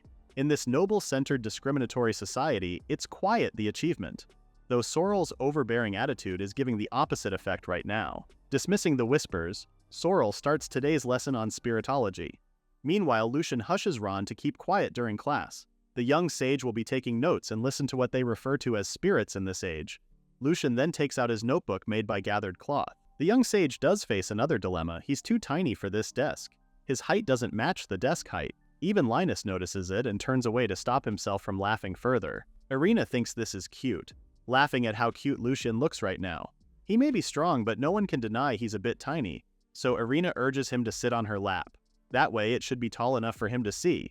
Lucian can't deny it too. He even asks Irina if he can borrow her lap for a while, to which she happily obliges. Since this class is full of newbies and it's only been a month since enrollment, Sorrel tells everyone they'll start with the basics of magic. Magic is done through calling out the power of a spirit through an incantation. As a trade-off, the user's magic is then consumed as energy. The nobles are apparent descendants with the blood of the spirits flowing within them. In other words, because they are blood-related, they're able to call upon the ancestral spirits and bring out their ability for a limited time. Lucien's note-taking halts upon hearing this nonsense. Nobles as descendants of spirits? Who's the person who spread such fake news? He's never heard of such a thing 500 years ago. From afar, Sorrel can see Lucien's violent reaction. She has no choice, though. This is the standard that the Magic Academy teaches in this year. Clearing her throat, Sorrel continues the lesson. If they go to the roots of magic, it's a type of spell. The four great spirits, fire, water, wind, and earth, and a magic circle to offer prayers and incantations, which are the words of the prayer. Only when these two join together can mana then be used to summon the power of spirits and manifest magic. In Lucien's mind, he did his research on spirit magic 500 years ago too. Though the theory hasn't changed much from that time, there's one thing that Lucien's confused with. So he raises his hand to ask Sorrel a question. Performing magic through the use of magic circles means that one is exchanging an equal contract with the spirit. This is spirit magic scholars stated 500 years ago too. Rather than manifesting an ability, isn't it more accurate to say using magic through mediation of a spirit? Sorrel's mind is now ticking. To her, it's just the same thing. But Lucien says it's not. The right knowledge and the right understanding, only by having hat can the true power be demonstrated. Having even the slightest mistakes in understanding it can affect the manifestation of magic. Everyone stares at the young sage dumbfoundedly. Lucien then says it's faster to show everyone than explaining further, so he asks Irina to use magic like she usually does. Standing up, Irina calls upon the spirit of fire, asking it heed her call. As she utters the incantation fire, a small flame appears in her hands. After that, Lucien thanks her. Now he wants Irina to use magic with the thought of being an equal contractor in mind. Irina concentrates her mind on it before she calls the spirit of fire again. As soon as a magic circle appears and she utters fire, a bursting, raging fire appears before her. Everyone is stunned, speechless. Even Irina herself, they can't believe what they just saw. The flow of mana was certainly different too. Someone even thinks Irina had summoned a higher level of magic called flare, but they all heard her say, fire. Worn out, Irina's legs grow weak and sits herself down on the floor. She's still in disbelief with what just happened. Lucien then explains that was demonstrating what he just said earlier. Upon using the right understanding of the knowledge, the true power of magic can be manifested. Sorrel herself is also in disbelief. An equal contract with the spirit? She flinches at the thought. She then abruptly ends their lecture on spiritology and tells everyone they'll be having practical magic lesson in the exercise hall. When they arrive there, everyone tries to manifest the same thing Irina did earlier. Sorrel crosses her arms as she tells Lucien this is all his fault. If he hadn't said something weird earlier. Lucien defends himself, saying what he said earlier wasn't weird. What should be weird is their current lesson. Shooting magic at a 20-meter range? They're not kids that just learned magic for the first time. The young sage wants them to train their mana consumption and magic control even with the magic they're all good at. But then he suddenly facepalms himself. This is so shocking that he might just pass out. Noticing Lucien's demeanor, Sorrel urges the young sage to train as well, something he says he doesn't need to do. Hearing him object, Sorrel suggests they do something different. If he uses his magic properly and perform better than she does, Lucien can state his opinion. And by properly, Sorrel meant to call upon the spirits and such. Thinking it to be a good opportunity to test out the spirit magic of this era, Lucien readily agrees. They soon label their respective target points. After the signal, both of them will be shooting magic at their individual targets. The winner will be decided by the accuracy rather than speed. With Irina in charge of giving the signal, she then raises her hand and soon says go. Both Lucien and Sorrel call upon the spirit of the wind to answer their call. As they both recite arrow, an arrow-like wind releases from Lucien's hand and precisely hit the center of the target. Everyone cheers for Lucien for hitting the bullseye. They didn't know one can control magic like that too. Then they turn towards Sorrel's target, seeing it having no change at all. Panicking, Sorrel looks at her hands, confused why her magic didn't activate. Lucien calmly explains he interfered with her magic. It wasn't in the rules, so he thought it would be okay to do so. Now Sorrel's interested. This meant Lucien used a different kind of magic, sort if like multitasking. Sorrel is surprised since no one in the kingdom can do that. Lucien grows silent. He's surprised to hear this. He thought more people could do it. It's proof that technology did lower in standards to that point. Lucien then asks if court mages don't use resist as well, to which Sorrel begrudgingly explains she never thought to use it because she thought she'd never be interfered with. Smiling, Lucien apologizes for tricking Sorrel and points out how his magic would have bounced back if she had used his resist. Still, Sorrel is crossed-armed right now. The students agree with Lucien. This has Sorrel in a better mood. As long as it's not magic that she's unaware of, actual magic that Lucien uses won't be able to touch her in the slightest. With that, Sorrel tells everyone to continue with the training. Lucien, on the other hand, is happy to see Sorrel in a good mood again. Anyways, Lucien looks at his hands. He has realized it's been a while since he's used magic with keeping spirits in mind.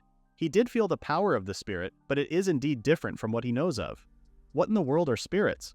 More specifically, what do they call spirits in this world? Curious, Lucien calls Sorrel's attention, asking if she's ever seen a spirit before. However, Sorrel says she hasn't. When Lucien asks if she knows what it looks like, Sorrel says it said that the 4 great spirits were fire or water itself. This has Lucien in thinking mode again. It's not different from the spirits he knows of then.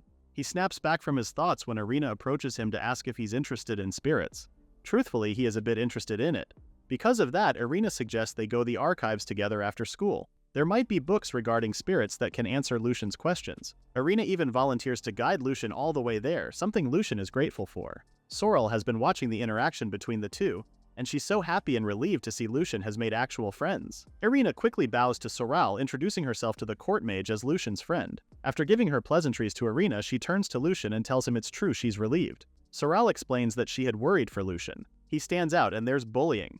Despite being an academy, it's just a gathering for those who want to look down on other and show off. Lucien soon realizes this might be the reason why Sorrel came here as a special lecturer, because she was worried for him. However, Sorrel denies it, saying tutoring for McLean became less busy so she has more time. Chiming in, Irina smiles at Sorrel and calls her a kind person. This has Sorrel blushing and quickly walks away. She tells them to shush, and if they don't hurry up, they'll be late for the next class. Both Irina and Lucien agree though. Sorrel is a kind person. After school, both Irina and Lucien are headed towards the archives. As they walk, Lucien tells her about how him and Sorrel know each other. Lucien tells her a lot has happened, but Sorrel is his savior who's done a lot for him since they've met. Irina now understands why Sorrel can't leave Lucien on his own in the academy. She shares the same sentiment as Sorrel too. It's because Lucien's small yet so amazing. Is it his magic or presence? Irina isn't so sure what it is that's amazing, but she just can't look away. At least that's what she thinks. They soon arrive at the archives. Inside is an array of books on the shelves. This is the Eagle Magic Academy's archives. Irina then cheerfully suggests they both split up and look for books about spirits. After a while and a stack of books, Irina gives up finding anything helpful. Lucien is still reading a book, but he already agrees. He has looked for books from every corner that may have descriptions or histories of spirits, but there was none that contained much information. It doesn't make any sense though. The people of this era believe in it so much, there should be at least something. Activation of magic due to something called spirits. If it's a result of the advancements in technology different from his, then Lucien can accept the fact that it's just a kind of magic and there's a lot he can learn from too.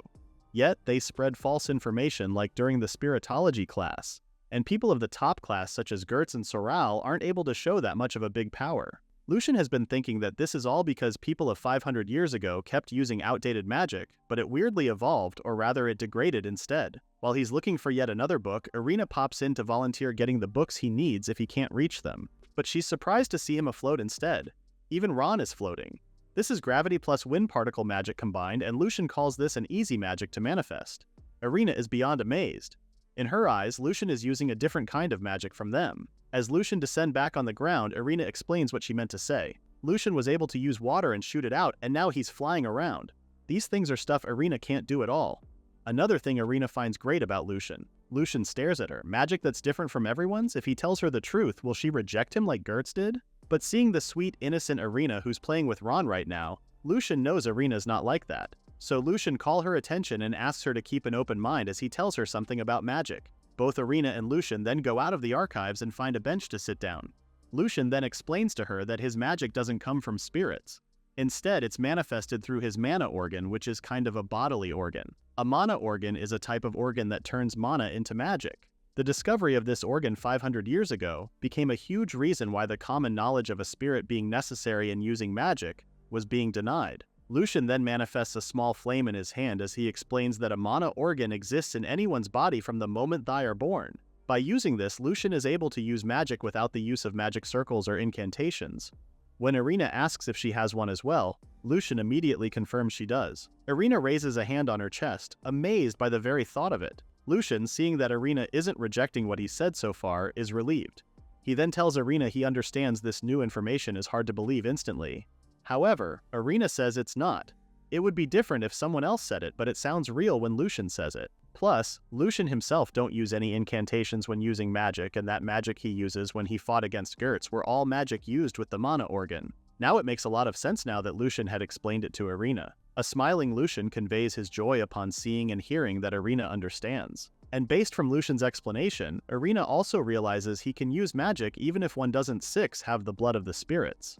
After Lucien confirms that, Irina's head is now swirling from information overload. Then what's with the lesson about being blood relatives of spirits then? What about the thing where nobles are descendants of spirits and the spirits letting Therm use their magic? Lucien isn't so sure himself. But if more people used magic, Lucien thinks the people in the town would prosper more.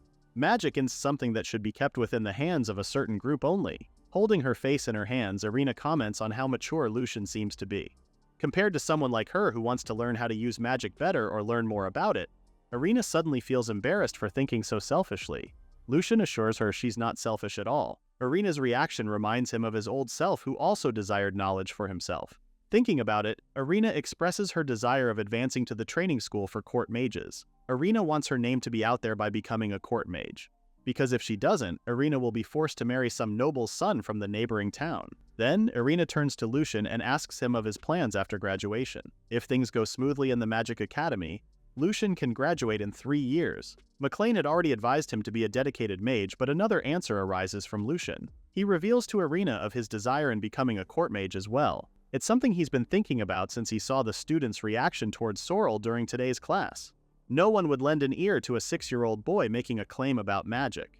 Only with a proper title and proving his abilities will Lucien be able to spread his theories to society. Although Irina had believed his story, Lucien knows it's only because she's an honest and straightforward girl. If Lucien becomes a court mage, which many mages look up to, then maybe there will be more people who will listen to Lucien. So Lucien promises to do his best in his studies to become a court mage and to find out what spirits really are. The two friends then promise to do their best before they head home. Irina also reminds him they don't need to go to the academy the following day since it's the weekend. When Lucien gets back home, he is greeted by Thompson, who asks him how his first day of classes went. Lucien doesn't know how to answer him. He can't say he ran in not Rubel with Linus because of his teacher and thought he was really late for his first class, only to find out that Sorrel was the teacher and they had a magical showdown. So instead of that lengthy answer, Lucien opts to tell Thompson he had a very productive day. After that, Lucien asks Thompson if there's anything he can help out with in the inn. Since there are no classes tomorrow, Lucien would gladly help out with work in the inn. With Lucien's keen interest in helping out, Thompson praises him for being so mature. Then he tells Lucien he can help clean until dinner time. Thompson will leave the third-floor hallway and the empty room in Lucien's capable hands. With the help of McLean, Thompson had prepared food and a room for Lucien at a low cost. Helping out is the least he could do to show his gratitude. The next day, Thompson hands Lucien a pail and a bucket. Lucien gladly takes these and starts using gravity on the bucket filled with water to move it around. He then starts mopping and scrubbing the floors. As Lucien washes the dirtied mop with water, he sees the water has turned black already. Lucien realizes it would be bothersome to throw out the water every now and then since he's on the 3rd floor. There's only one solution to this problem. It's to use that magic he got from God. So Lucien conjures space magic which connects through space, creating an entrance and an exit. If Lucien make an entrance here and create an exit towards the gutter for the drainage, he can easily throw away the dirty water. Then Lucien will use water to get more clean water. This is the perfect plan, though Lucien is curious about Thompson watching him earlier. Thompson had peeked through the incredible magic going on. From the bucket moving on its own down to the dirty water poured out outside and new water manifesting itself without going to the well. Well, he's pretty amazed at this extraordinary genius named Lucien. Suddenly, Lucien notices a pile of wood on the side. Tomosin then tells him he's gonna throw those out later. Thompson has dismantled a broken chair earlier this afternoon. However, Lucien asks him if it's alright to take some of it for himself. When Thompson agrees but then asks what Lucien will do with the wood, Lucien thinks about earlier. While the young sage was being told how to use the items earlier in the storage room, he had found a broken broom. Lucien plans on using blacksmith magic so he could shape the wood and granting it a shadow supporter as a finishing touch. And the finishing product? A golem! Thompson is shocked at the very sight of the golem. Lucien immediately explains it can replicate Lucien's movements. With this, the cleaning process will be twice as fast. The golem even starts cleaning the place, and Thompson is impressed to see it cleaning properly too. With all this commotion, Sorrel starts complaining and ventures out of her room. Lucien is surprised to see that the court mage is also staying at the inn as well. Sorrel briefly explains it's only while she's teaching at the academy. McLean had introduced her to this place. After that, Sorrel asks about the noise early. She jumps back in fear as the golem waves its woody hand at her. She screams in horror, asking what the thing is. Lucien then happily explains it's the golem he quickly made earlier. Hearing this, Sorrel is surprised. Golems are apparently ancient weapons whose theory hasn't been clarified yet. It's a technology even the court mage Sorrel doesn't know, so Thompson is even more amazed. Going back to her room, Sorrel denies ever seeing the golem and calls all of this a dream. She must be so tired from being a teacher and should hurry up and sleep. After she shuts the door on them, both Lucien and Thompson agree to get back to work as well. A few days later at the academy, the headmaster has gathered all the teachers for a meeting. Everyone is concerned as to what this emergency meeting is about. The headmaster then reveals he's received a notice from the kingdom's Ministry of Magic this morning. The headmaster was told to let their students participate in the upcoming large-scale beast control operation, and he has very specific students in mind, or should we say just one. Whatever this operation is, let's hope it'll do Lucien good rather than bad. Every teacher in the meeting are stunned to hear the headmaster's news. The students in the beast control operation seems a bit much even though the notice came from the Ministry of Magic. The Ministry of Magic is an organization where the court mages reside. It's also an organization that oversees the operation of the Magic Academy. The headmaster asks everyone to settle down, explaining that the Ministry of Magic assured him that the students won't be put on the front lines. Yes, they'll definitely participate in the beast control operation, but will mainly be in charge of transporting goods, logistic support and such. The battle against the beasts will be fought by the adventurers and the white-winged knights who guard a part of the area. The headmaster is sure that there will be no danger that will pressure the students on getting involved in the fight. Now calm Sorrel understands this whole plan now. She remembers when she was a student at the academy, she was also brought out for something like this. They call it logistics support, but she was treated like an errand boy. However, she does think of it as a good opportunity for the students to get a touch of battlefield experience firsthand. The headmaster then continues on, saying the Ministry of Magic told him that they wanted around 30 people. They will all be heading to the forest where a lot of beasts reside, so they should choose talented students above the rest. With that, the headmaster gives the teachers the task of selecting the students and to create a list. The operation will be in 2 weeks' time, so the headmaster assigns Gersey and Hannah in charge of leading the students. Both men readily agree to the task at hand. The students will be notified this afternoon with a post on the signboard in front of the classrooms.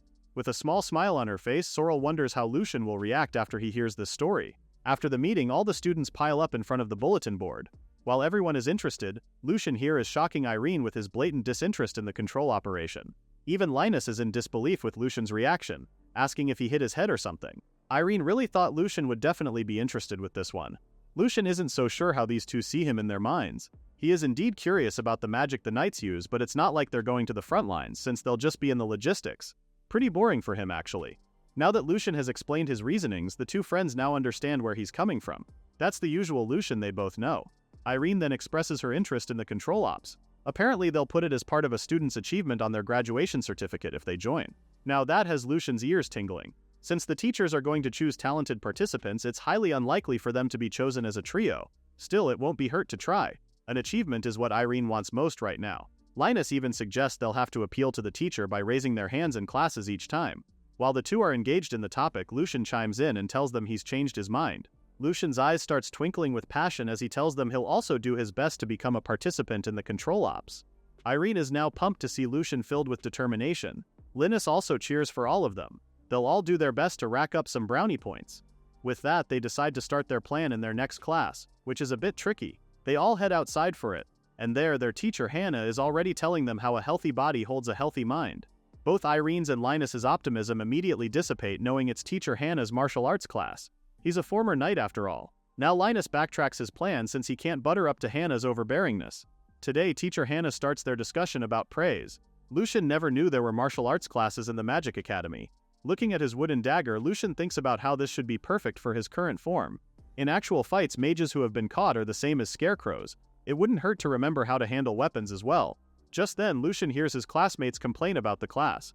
To them, physical weapons are already so old. They're already in the age of magic right now, and they didn't come here to learn about handling weapons. Even Irina thinks the same way, questioning if this class is really helpful in comparison the magic classes they take. Age of magic, huh?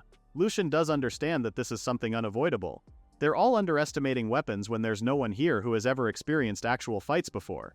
According to history class, the last great war held in this country was around 300 years ago. In that situation, Lucien guesses weapons are seen as inconvenient with their shorter reach and need for continuous training compared to magic. After Hannah's discussion, he tells everyone to form a pair and face each other. Irina is immediately being called by another female student. Irina quickly turns to Lucien. She's not so sure what to do since she knows Lucien will be left alone if she goes. Smiling, Lucien assures her not to worry about him and to go. Irina mutters a quick sorry before leaving him. With that, he feels a hand on his head. Looking up, it's Teacher Hannah volunteering to be Lucien's partner. With their swords in front, Teacher Hannah says it will be hard got students to control their strengths against a child like Lucien. So Teacher Hannah assures Lucien he'll defend himself properly so the boy can freely hit him. Lucien politely thanks his teacher for the concern. This is Lucien's first time using swordsmanship in this body, but this is also a good opportunity to know how much he can move and react in a situation. He'll definitely give his utmost best for this. Seeing Lucien, Teacher Hannah remembers how Sorrel spoke highly of Lucien about his magical prowess. Still, he's only 6 years old. Hannah reminds himself to be careful not to hurt the little boy. Suddenly, Teacher Hannah feels an invisible sharp dagger on his throat. Hannah stares at Lucien wide-eyed. Was that sword spirit? Sharpness to the point that he imagined his throat just got pierced. Is it really a child that's in front of Hannah? Hannah then apologizes for underestimating Lucien just because he's a 6-year-old. This has Hannah understanding he doesn't have to hold back anymore. Smiling, Lucien tells him he's never tried swordsmanship before, so the same goes for him as well. After Hannah gives the signal, he charges straight at Lucien. Right now, as Hannah is coming at him full force, Lucien can already tell the teacher is using a thrust that uses the body and reach. This is advantage for Hannah, especially that if Lucien gets hit by that, his body will be blown away. However, Lucien also knows he can go under Hannah's chest in this child form. What's important is to focus everything on one point. Lucien single-handedly manages to throw Teacher Hannah off his game, knocking him off in the process. As Hannah lays on the ground, he wonders if Lucien really is just a kid from a village because of his terrific talent. Not only with magic, but Lucien is also this talented with the sword. As Lucien bows down to Hannah, the teacher is still in awe that heaven blessed this child with both these things. After Hannah recovers, he sits down and inspects Lucien's dagger. He can't believe Lucien managed to inflict that much damage with just this wooden dagger for training. Hannah is an experienced knight, so he already studied Lucien's moves earlier. Put in accelerated power and his entire body weight onto the tip of the dagger, and voila, it's a perfect counter to those who have an advantage in body size and muscle mass. After Lucien thanks him for the keen observation, Hannah then asks the child where he learned of this swordsmanship despite his figure and age. Lucien is left in quite the predicament. He can't just tell his teacher it's from his past life after all. That's right. In Lucien's previous life, he had mastered different kinds of physical attacks mixed with swordsmanship. It was so he could learn an efficient way of defending himself rather than to fight. By knowing the steps in attacking and its theory, it became easy for Lucien to see how he could protect himself. Plus, the mana organ is part of the body. Training the body affects the power of the magic and activation speed.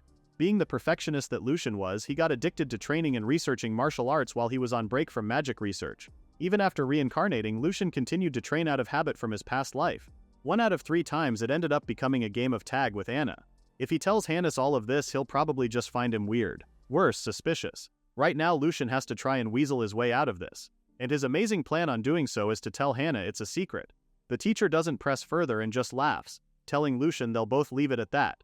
Hannah is then curious why Lucien is in the Magic Academy when he can use both magic and swords.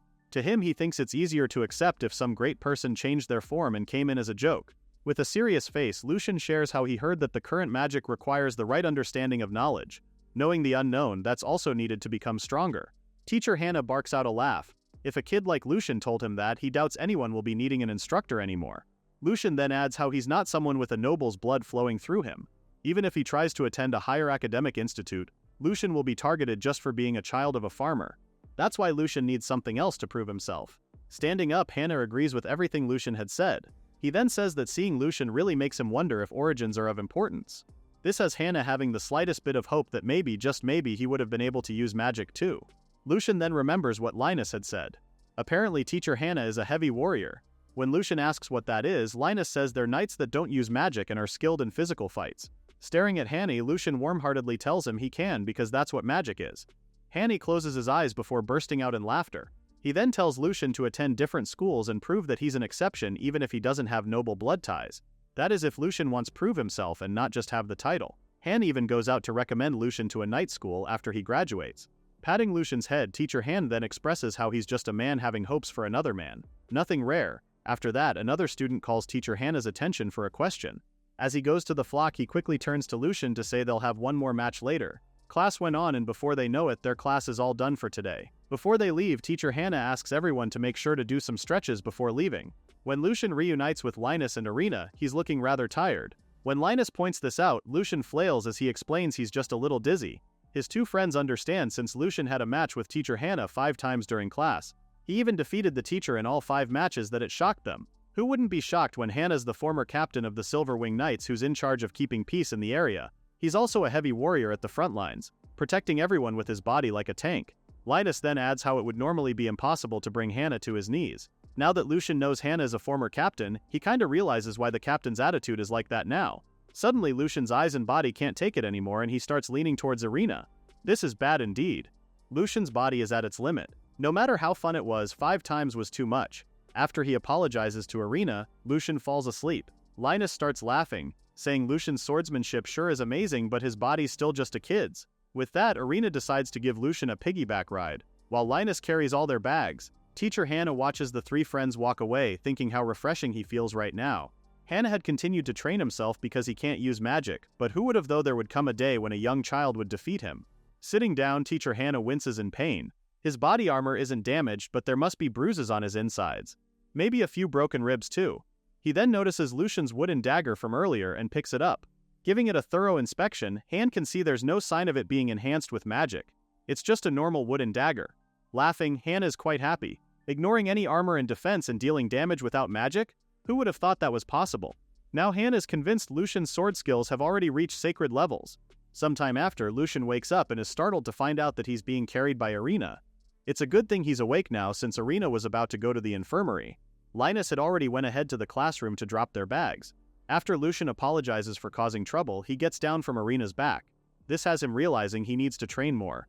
Earlier he must have reached his limits and fallen asleep. His stamina is still like a child's.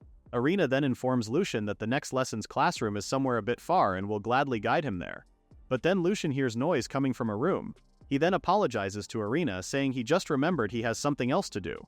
Leaving her, Lucien peeks inside the room where the noise was coming from. There he sees teacher Gers. Gers seems to be engrossed with something. He's muttering to himself, annoyed that he needs to be doing measly work like this. After all, he's one of the 30 chosen mages of the kingdom. Lucien is curious what Gers is planning on doing now. As he peeks closer, Lucien sees the targets used in magic firing tests and Gers is fixing them by hand. The one in Gers' hands is the one Sorrel and Lucien used in class. Deciding on approaching Gers to talk to him about it, Lucien goes eye to eye with Gers. It's only then that Gers sees he's not alone in the room anymore.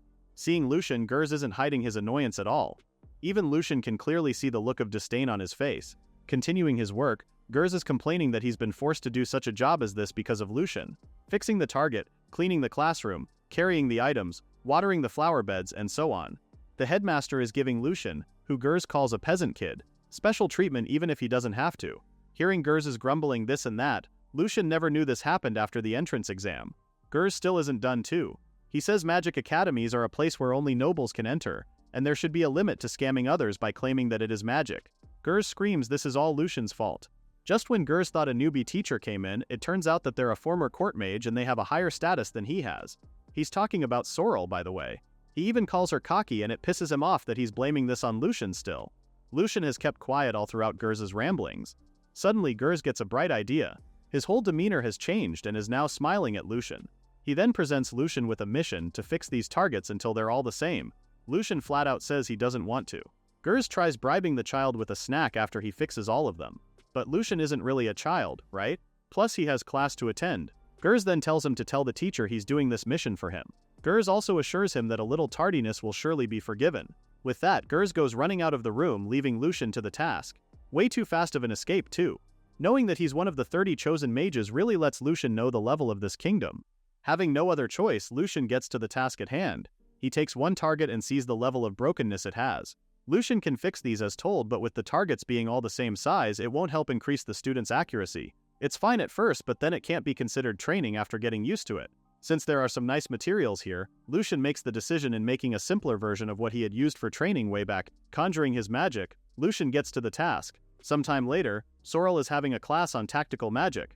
They'll be firing magic on the targets again. She then tells the students to take it slow with the activation of their magic, so they can just try to hit the targets for now. Once they've gotten used to it, Sorrel wants them to try aiming for 100% accuracy. Sorrel then notices that there are a few missing targets. Lucien immediately explains that there were damaged targets, so he made some improvements. Sorrel doesn't feel the looming figures behind her as she asks about the improvements. She never knew there was such, just knowing Gers is in charge of repair. Sorrel then screams in horror as she turns and sees the abomination Lucien calls his four-colored moving targets made by dark magic puppetry. Brown, green, blue, and red are the colors of the wooden targets. Let's just say they're not really getting the best welcome one would expect. Sorrel immediately goes to Lucien and has him explaining what these are. Lucien just tells her in a clipped tone that they're moving targets. That's not the point Sorrel's getting to right now. The students are still newbies who aren't even sure whether they can activate magic properly or not. Meanwhile, the moving targets are looking at the students. Suddenly, it starts raising its wooden hands and uses magic. It then launches an attack on the students.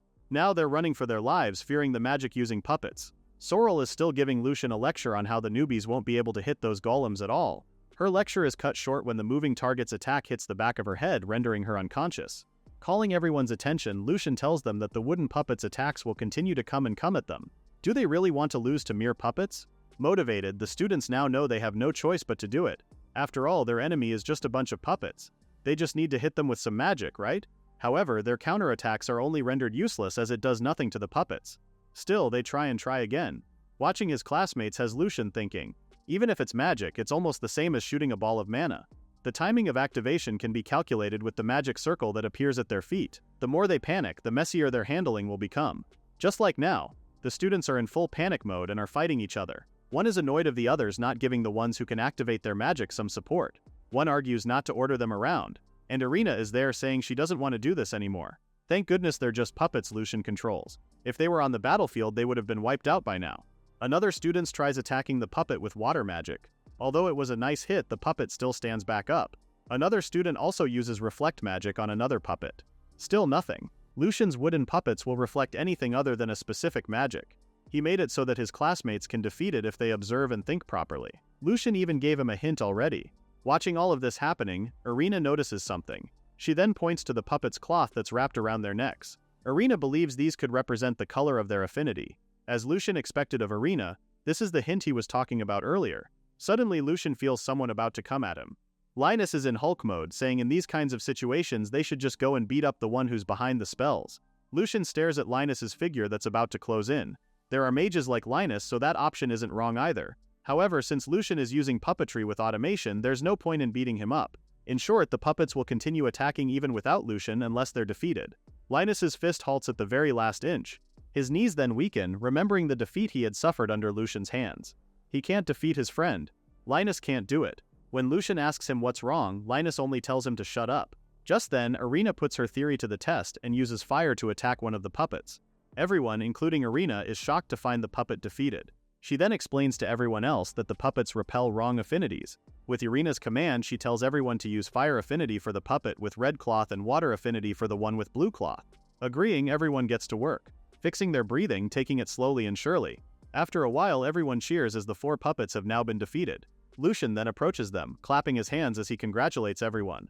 Who knew they could do this much against his automated wooden puppets that shoot out clusters of mana? It's a good thing Lucien didn't make it copy his movements using Shadow Supporter. Just when everyone thought it's all over, Lucien announces about a next time. He's so sure there are some who aren't satisfied with the results, so he plans on having another bout next time. With that, he urges everyone to do their best. Everyone pleads for no more. They don't want a next time. But Lucien says once they get used to it, he has to raise the difficulty level as well. Meanwhile, at the clinic, Sorrel wakes up. Sorrel then sits up and realizes she's in the clinic. Lucien peeks in and sees she's awake. Sorrel is a bit confused why she's in the clinic right now. When Lucien asks how she's feeling, she tells him not too bad. It's only then that she remembers she got knocked out by Lucien's weird puppet. Defending his creation, Lucien tells her they're automatic wooden puppets and not just some weird puppet. It doesn't matter what it is. To Sorrel, she's curious why Lucien would even make a moving target like that. Lucien then jokes he only did so as revenge for being forced to do teacher Gerz's work. On a serious note, Lucien really made those wooden puppets because of the upcoming control operation. Though they'll only be there for logistic support, they'll still be heading to a battlefield. Lucien thought it would be best to do training regarding actual battles. Sorrel bites into Lucien's explanation, commending the kid for thinking this through very well, but Sorrel can see right through him. This may be a front. In order to be chosen as a member for the control operation, Lucien needs to do something to leave an impression on the teachers. Lucien can only deny such allegations, telling Sorrel not to assume what other people are thinking. After that, Sorrel kicks Lucien and Ron out of the clinic, saying she'll be resting a bit more now and urges the two to hurry to the next class. As Lucien walks to his next class, he asks Ron if he's really that obvious. Turns out Sorrel was right. Even after that, Lucien continues his operation, appealing to the teachers alongside Irina and Linus. And soon the day of the operation member's announcement finally came.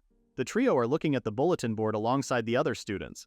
Linus sadly didn't find his name on the board. On the other hand, Irina's face brims in happiness as she points to her name on the board. When she asks about Lucian's, the kid looks rather displeased. Why has he been excluded? Is it because he lacks height and muscles? Even when Irina tries to cheer up Lucian, he's still shocked that he couldn't find the right words for a reply. It's unfortunate that he wasn't chosen, but there's no use in feeling down. With that, Lucien tells Irina to take care. Though it's called an operation, on the inside, it's still an actual battle. A warm smile forms on Irina's face, assuring Lucien not to worry about her. A crying Linus then chimes in, telling Lucien they're the staying back duo now. Linus then puts his whole arm on Lucian's head, making the latter complain about how heavy he is. Sometime after, the group are now heading out to the forest.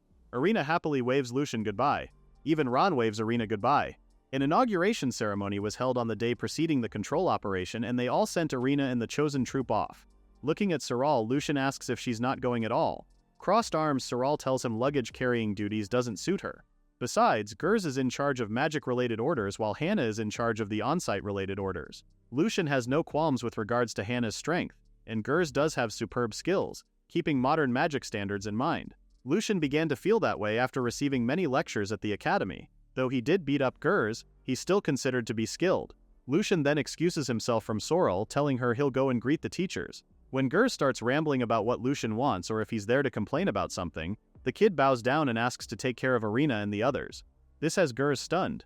Crossing his arms, the teacher says it's his duty to educate the next generation and he won't do such a thing as watch and do nothing. Gers then turns to leave but stops on his tracks to tell Lucien he's sorry about that time.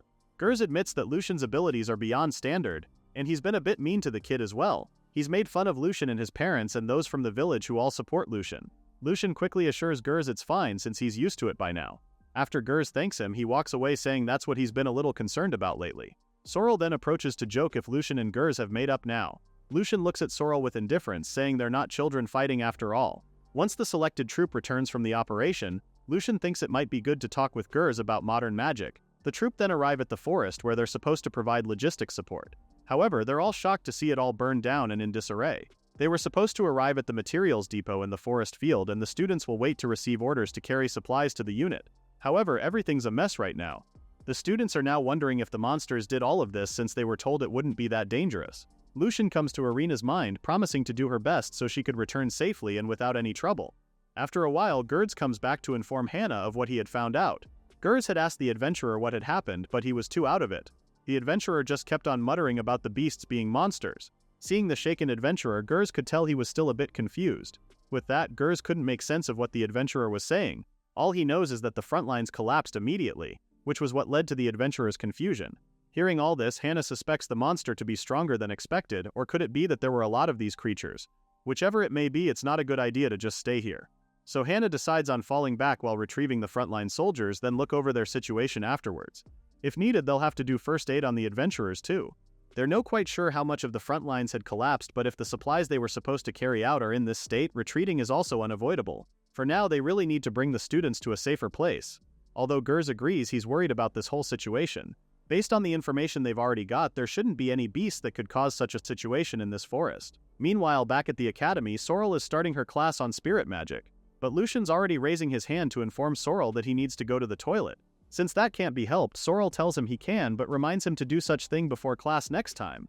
Before he goes out, Lucien asks Linus to take care of Ron, who's fast asleep right now. Of course, Linus readily agrees to watch over Ron closely. He then asks Lucien if he knows where the toilet is, telling him it's to the left after leaving the room. Once outside, Lucien hurriedly leaves and heads towards the forest. The troop are walking and it's evident to Gers that the students are exhausted. Being in this uncertain state of not knowing when a fight will break out sure is taking a toll on them. It would be good if they can return to the academy with no issues right now. Suddenly, a howling sound echoes throughout the forest. Gers immediately knows it's a gray wolf. Raising his sword, Han instructs everyone to brace themselves as the enemy is approaching. Not long after, a pack of wolves emerge. The students are visibly terrified by the sight of the beasts. Gers assures them it's alright as long as they do as they've practiced before. The selected troop received some combat training before leaving. In this fight against the beasts, Hannah will deal with them first, and Gers will deal with the remaining ones. The students are told to stay put and support the teachers. They all witness both their teachers defeating the beasts one by one. They're all amazed with them right now. Motivated, Irina decides to help out too. With that, she calls upon the spirit of fire to answer her call. as she aims her attack towards the wolf. Irina is surprised to see that her attack had hit the wolf. Han, on the other hand, is all smiles as he says that's the last of the beasts. He even praises Irina for a job well done. Gers is one proud teacher too, as expected from the selected troop. Irina's magic activation speed and accuracy is perfect. Gers then thinks about Lucien. If he were here, Gers thinks the whole forest might have disappeared by now. Closing his eyes, Gers recalls what he had told Lucien before they departed. He can't believe he ended up saying something so unlike himself. Once they get back to the academy, Gers plans on giving the kids some tasks to do as well. Just then, Gers feels a looming shadow above him. Looking up, his eyes widen as he sees it's a gray wolf. Was there a remaining beast they didn't manage to kill? No. This one is clearly different from the pack earlier. This one has a dark, ominous presence to it. Suddenly, they're getting surrounded by beasts again. Han is doing his best fending off these creatures and orders Gers to take care of the other side. Gers quickly activates his magic, calling upon the spirit of fire. Using Flame Shot, Gers releases an attack on the wolves. With that powerful attack, Gers believes it would have hit the wolves. However, they come out unscathed. Gray wolves are supposedly weak to fire magic. Usually they would be easily defeated with a single Flame Shot, but for some reason these wolves are resistant to fire magic. While Hannah is busy holding off another beast, he alarms Gers of the impending doom he's about to face. Gers doesn't have much time to activate his magic as the beast is now in front of him, ready to devour Gers whole. As the beast's mouth closes in, Gers already knows he can't activate his magic anymore. Suddenly, he hears someone tell him about how modern-day magic is slow. Lucien then uses Artemis, and poof, the beast has now imploded into bits and pieces. The other beasts have also exploded too. Gers looks up to where Lucien is. The kid is perched up on the tree, telling Gers how it's usually a death flag when the villain is weirdly kind. Gers is surprised to see Lucien is here, asking the kid why he's here. Lucien is at a loss for words. He can't definitely say he snuck out of school to rack up achievements. So he tells Gers how he was trying to go to the toilet but got lost, and before he knew it, Lucien ended up here. Lucien's reasoning sounds incredulous to Gers right now. However, he doesn't have much time to ask Lucien because Hannah is approaching them right now. After asking Gers what was that magic just now, Hannah spots Lucien with Gers. He then asks Lucien why he's here, and Lucien gives Hannah the same excuse, that he got lost while trying to go to the toilet. Unlike Gers, Hannah just takes it all lightly, even patting Lucien on the head, praising him for that magic earlier, as expected of Lucien, who made quick work of the monster that even Hannah was struggling against. Lucien then asks what had happened since it looked like beasts were attacking them. After they tell Lucien what's going on, he's very much puzzled with the fact that these gray wolves are resistant to fire magic. He's never heard of such a thing before. Moreover, Lucien doesn't sense any signs of the subjugation team fighting deeper in the forest. That must mean they've probably been completely wiped out. With that, Lucien tells the teachers to continue straight along this path and it should lead them out of the forest quickly. When Lucien is about to tell them about his plan, he then senses a lot of eyes watching him. A new pack of gray wolves are now ready to pounce on them again. Both teachers alert Lucien to watch out, but Lucien just stares at the wolves, noticing how they really do seem different from the gray wolves he's familiar with. Did they naturally mutate over the past 500 years? Before a wolf could close in on Lucien, it's now being ambushed by fire magic. All thanks to Irina, who got here in time. She's also surprised why Lucien is here. Lucien is about to tell her about the toilet excuse but takes it back, saying a bunch of things had happened. Another wolf is about to pounce on them again. Just like Gers and the others said, fire magic is almost useless against it. Lucien isn't shocked why they're having such a hard time bringing it down. Han is doing his best in blocking the beast's attacks with his sword while Gers is using his magic. Han never thought there were still this many beasts left. Now they're in a pickle. Gers commands everyone to stay close to the teachers or they might get attacked by the beasts. Lucien knows they won't be going anywhere if this continues, so he uses his magic to fly up to the air to target all wolf-type beasts in this forest right now. He then activates homing hit and target lock. Now he knows there are a total of 132 wolves in the vicinity. Today's a good chance to test what happens if Lucien combines his magic with spirit magic in an actual battle too. Calling upon the spirit of the wind, Lucien activates Arrow. Normally Arrow only flies in a straight line. It's a spirit spell that can only fire one shot per cast, but if he splits the power of a single shot into countless arrows and have them pursue the targets using the effects of homing hit and target lock, the result is a universal attack on all the beasts. From above, Lucien can hear the howling of the beasts in pain. Descending on the ground, Lucien inspects the surroundings for the beasts.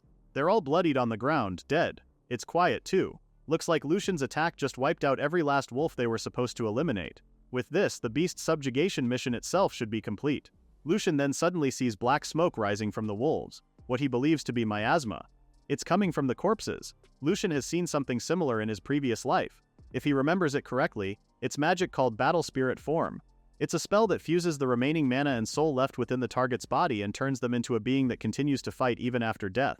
Though this being becomes far more powerful, it loses both reason and sense of self. This kind of magic has to be cast by another being as well. Lucien doesn't know who's behind this, but being forced to fight an unbeatable enemy even after death sounds rather pitiful for Lucien. The black miasma has finished forming, and now a huge beast stands before Lucien. Raising his hand, Lucien tells it how it doesn't have to fight anymore and to take this last attack as Lucien's tribute. Using cannon, the huge black wolf disappears into dust. It's the first time Lucien's used this magic since reincarnating. He now knows he can handle the recoil even with this body. Lucien is then reunited with Irina, who immediately gives him a tight hug. The girl is very much happy to see that Lucien is safe. Even Irina is unharmed by the looks of it. Crying, Irina apologizes for losing sight of Lucien. She couldn't even find him afterwards. Irina then bawls out crying, prompting Lucien to assure her it's okay and that he's fine as well. Just then, Gerz's voice comes up, saying if a prodigy ends up like that, then they're no prodigy to begin with. He then asks Lucien if he was the one who used the arrow spell earlier. The arrow spell had swept across the entire forest. It was such a spectacular sight to behold. It scouted, tracked and delivered unfailingly precise attacks. Gerz couldn't believe Lucien made a spell like that. The weakest wind element magic performed something so strongly. Lucien then explains how he combined his magic with the arrow spell. Even a parlor trick can be surprisingly effective, huh? Irina has stopped crying now and is asking Lucien if he took down those gray wolves earlier.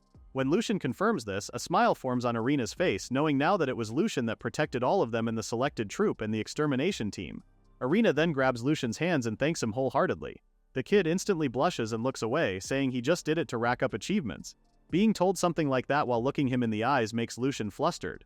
With that, Irina gives him another hug as she calls him her lifesaver. Han then interrupts them to ask if Lucien had defeated the black thing that combined into a new beast as well.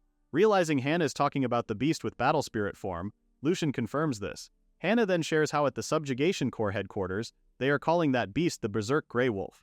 And it seems they were about to classify it as a disaster class threat and summon reinforcements from all the organizations. Gerz is shocked to hear the beast's classification. This has Lucien curious on what that means. Irina then explains how it's a system for ranking a beast's strength. Anything above the upper class doesn't have fixed tiers, so each case gets its own designation. Gerz has never heard of anyone taking down a beast from the 3 ranks above the upper class on their own. Even Hannah agrees. The Phantasm, Disaster, and Mythical class types are foes that require multiple S-rank adventurer parties to take those down. If the military were to handle them, it would turn into a subjugation campaign. Lucien had blasted it to smithereens with the cannon out of sympathy, but he had no idea that Berserk Grey Wolf was that much a formidable enemy. Battleform Spirit, who in the world cast such magic on it, and for what purpose? Meanwhile, Gerz and Hannah share an all-knowing look before telling Lucien how he was never here today. Lucien's actions, which saved hundreds of troops in the subjugation forcer, are something worthy of praise. However, if the military or the Ministry of Magic finds out about this, they'll probably treat him like a weapon or a research subject. And if that happens, Lucien won't be able to live the life he has now. Lucien's goal is to become a court mage to spread his theory and his magic. He doesn't want to be treated like a weapon or a research specimen and labeled as some rare individual. If people start thinking his magic abilities exist only because Lucien is some kind of special case, it'll be a problem. So Lucien agrees to the teacher's request. Hannah then tells him he has no intention of disregarding his achievements, so he and Gerz will bring this matter up to the headmaster. Gerz is more than happy to do so. After all, Lucien saved his life. The teacher will handle negotiations and give it everything he's got. And so Lucien left the campsite and returned to the academy, where Sorrel angrily asks about his whereabouts. Smiling, Lucien says he just went to the toilet but got lost, since there are plenty of toilets inside the academy building. However, Lucien admits defeat and immediately tells Sorrel the truth, revealing he got curious about the extermination team. Now Sorrel is even more angry. McLean had told her not to let Lucien do anything reckless, so he has to make sure he'll hold back on flashy moves as well. When Sorrel asks if he's been running wild, Lucien smilingly denies this. With that, Lucien bows down to apologize for sneaking out without permission. Lucien then explains how he only did so because he needs credentials or accomplishments that everyone will acknowledge. Sorrel understands he's doing it to make people aware of his magic, but to her he's being hasty. Lucien doesn't see it as nearly enough since he's just the son of a farmer. If he doesn't have good grades or achievements better than anyone else, no one is going to take him seriously. Sorrel crouches down to look Lucien in the eye. To her, just by looking at Lucien, anyone can see that what matters isn't his lineage. Her, McLean, and everyone else recognize his abilities. There's no need for Lucien to hurry since Sorrel is sure everything will work out just fine. After sharing a smile, Sorrel says her lecture is now over and asks what Lucien had gotten up to with the extermination team. So Lucien gives her the juicy deets. The extermination team was attacked by beasts, so he saved them with magic. After that, he took out 132 beasts all at once, but since one had undergone battle spirit form, Lucien had to finish it off with a non-elemental advanced spell and so on. This has Sorrel annoyingly pinching Lucien's cheeks for running wild, even though he said he wasn't. As Lucien complains on how much his cheeks hurt, Ron sees this and headbutts Sorrel, who's just lecturing Lucien again on what he plans on doing if anything went wrong. Ron is angrily biting in Sorrel's skirt right now. He doesn't want Lucien being bullied, but it's not what he thinks is happening. Crouching down, Sorrel asks Ron to listen to her as she explains how Lucien went off on his own to a dangerous place, ran wild and ended up in a very risky situation. Sorrel also highlights how Lucien could easily have been seriously injured, and that's why she's angry right now. Gone is the anger from Ron's face. In place, he's looking a bit upset that Lucien left him and went to a dangerous place. Tears begin to fall off Ron's eyes as he jumps to hug Lucien. Sorrel then points out how this cute fluffy thing is now sad because Lucien acted so recklessly earlier. From now on, Lucien promises to avoid doing anything reckless, and if he goes without permission, he'll make sure to return quickly. Once again, Sorrel's blood pressure goes up as she scolds Lucien, telling him to just stop going out without permission as a whole. By the time evening fell, the expedition team had finally returned to the academy. Though they wore fatigued expressions, it appears no one sustained serious injuries. As soon as Irina spots Lucien peeking through the window, she waves him hello. The boy immediately praises his friend for doing great out there. Irina then expresses how worried she was since she didn't know how things were going to turn out. Irina can also tell that Lucien looks like he's not tired at all, to which the boy denies and says he's completely worn out. That was Lucien's first time using his cannon skill with this body at the forest. That took quite a toll. And now that Lucien can fully say that the main squad is safe, he's going straight back to his room for a nap. Before he could leave, Irina asks him if he's free right now. Lucien tells her he's planning on heading home and asks if Irina needs something from him. Irina leans closer, whispering to him how they're about to have that. That is a celebration party for their successful expedition. And so instead of going home, Lucien went to the after party. There, he's surrounded with lots of students, good food, and bolstering laughter. Even teachers are invited like Sorrel, who's recalling her days way back. She used to come to these parties all the time when she was a student. It's practically tradition to hold a celebratory party after a big mission.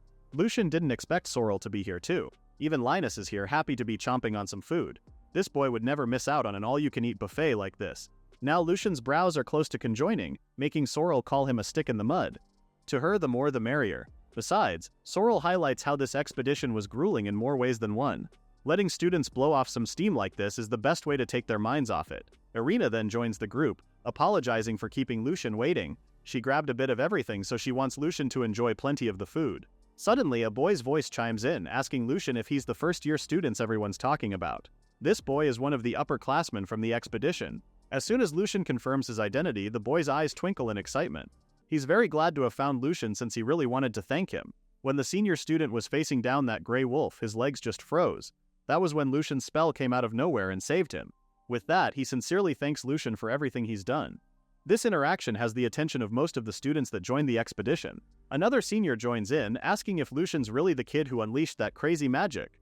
All these students are expressing how terrified they were, and they really wanted to thank Lucien for being their lifesaver. Seeing all these thankful and sincere eyes, Lucien can't help but think about what happened. He only acted to save his own skin, so all of this is not something he deserves gratitude for. And yet, something in him feels warm and fuzzy. The boy from earlier says it wasn't just the expedition team. The suppression squad, the adventurers, and countless people who joined that operation are all alive right now because of Lucien. Once again, the senior student thanks Lucien. This must be what it's all about. Spreading his magic, advancing magical civilization, and enriching people's lives. Lucien is now seeing a glimpse of that very goal right here, right now. The reason Lucien spent his entire past life mastering magic was likely for moments exactly like this. But getting thanked like this is a little embarrassing. With a smile on his face, Lucien politely accepts their thanks. The senior student then asks Lucien about something Irina had mentioned. He heard that Lucien's magic is a little out of the norm. Blushing beside Lucien, Irina awkwardly laughs, telling Lucien she might have bragged a little about how amazing he is. Professor Gers actually ordered them not to speak of today's events to outsiders, so he figured this was his only chance to ask Lucien directly. The other students then get amped up, wanting to take part of this discussion as well. They also wanted to share how it was their first time seeing the spell Arrow, and was shocked to see Lucien fire so many at once. As expected of the elite students chosen for the expedition, their thirst for magical knowledge is impressive. How can Lucien casually brush them off when they're looking at him with such intense curiosity? And so Lucien happily shares about his magic. Meanwhile, both Gers and Hannah are reporting to the headmaster about the expedition. After praising both teachers for their excellent work, the headmaster dismisses them to go and get some much-needed rest. After Hannah leaves, Gers stays with the headmaster, who's now worried as to what he's going to do with what happened. The headmaster has no reason to doubt Hannah's report, but he can't believe his ears at the mention of a gray wolf with fire resistance. Not to mention Lucien defeating a disaster-class monster. Gerd says it all happened in the blink of an eye. and although he doubted his own eyes at first, it is an undeniable fact that Lucien had saved them. Closing his eyes, the headmaster realizes Lucien's prowess. The boy displayed extraordinary talent during the entrance exam but never imagined it runs this deep. To the headmaster, Lucien is just a village boy with no prior magical education. He even launched a private investigation, but as expected, Lucien has no blood ties to nobility. The headmaster really, though, he could make use of the boy, but now realizes that Lucien is a poison far too potent for him to control. The headmaster finally snaps out of his thoughts when Gers calls his attention. The professor shifts in his place, hesitant to say his piece. Gers finally gets the courage to tell the headmaster his theory.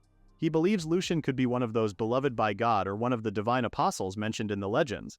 The headmaster's eyes are now sharp and serious as he tells Gers not to believe in those things since they both know no such thing exists. However, whispers of the divine apostles circulate within the Ministry of Magic like an urban legend. It is said they appear at the turning points of eras carrying the will of God to bring about revolution. This world's history can only be traced back 300 years and no one knows what happened before that. There are no books or grimoires that tell of the past. It said everything was destroyed during the Great War. Since then, the kingdom has strictly managed the production of paper, the optimal medium for recording history, making it so expensive that it can't be handled so casually. Jeez is now convinced that Lucien's magical ability is beyond overwhelming. He has every reason to believe that perhaps the kid is right. Perhaps spirits really are unnecessary in wielding magic. However, the headmaster stops him from further pressing. If the people at the ministry catch wind of this, the headmaster knows he won't get off scot-free, and so will Gers. The professor is fully aware of the matter but still insists on it. But the headmaster thinks the opposite. Being marked by the ministry would spell the end of any hope for advancement in terms of Gers's career. Right now, one thing's for sure. The headmaster thinks Lucien is far too dangerous. Spirits are unnecessary to cast magic. Humans can activate using only their own power. The headmaster cannot allow such an ideology to spread. That would be equivalent to pulling the ground out from under everyone in the magical world. It would thrust the reality that common sense is wrong into the faces of everyone involved in magic. Furthermore, if the common masses could use magic, the line between the ruling class and the ruled would blur. There is no way the ministry would permit such a radical ideology, the headmaster says. Still, Gers believes this is the perfect opportunity to use Lucien well. If they do so, they can achieve results far exceeding the others and change the academy's hierarchy. Closing his eyes, the headmaster really intended for that to happen, but the difficulty of handling the kid is simply too complicated. Of the 5 magical academies, their Eagle Magic Academy ranks dead last. If played correctly, it might be possible to raise their rank by 1 or 2, but mishandling Lucien will ultimately result in his poison easily consuming everyone. It's kinda like a double-edged sword. That's why the headmaster's head is aching so bad right now. Even if they do expel Lucien from the academy, it will eventually become public knowledge that his magic does not rely on spirits.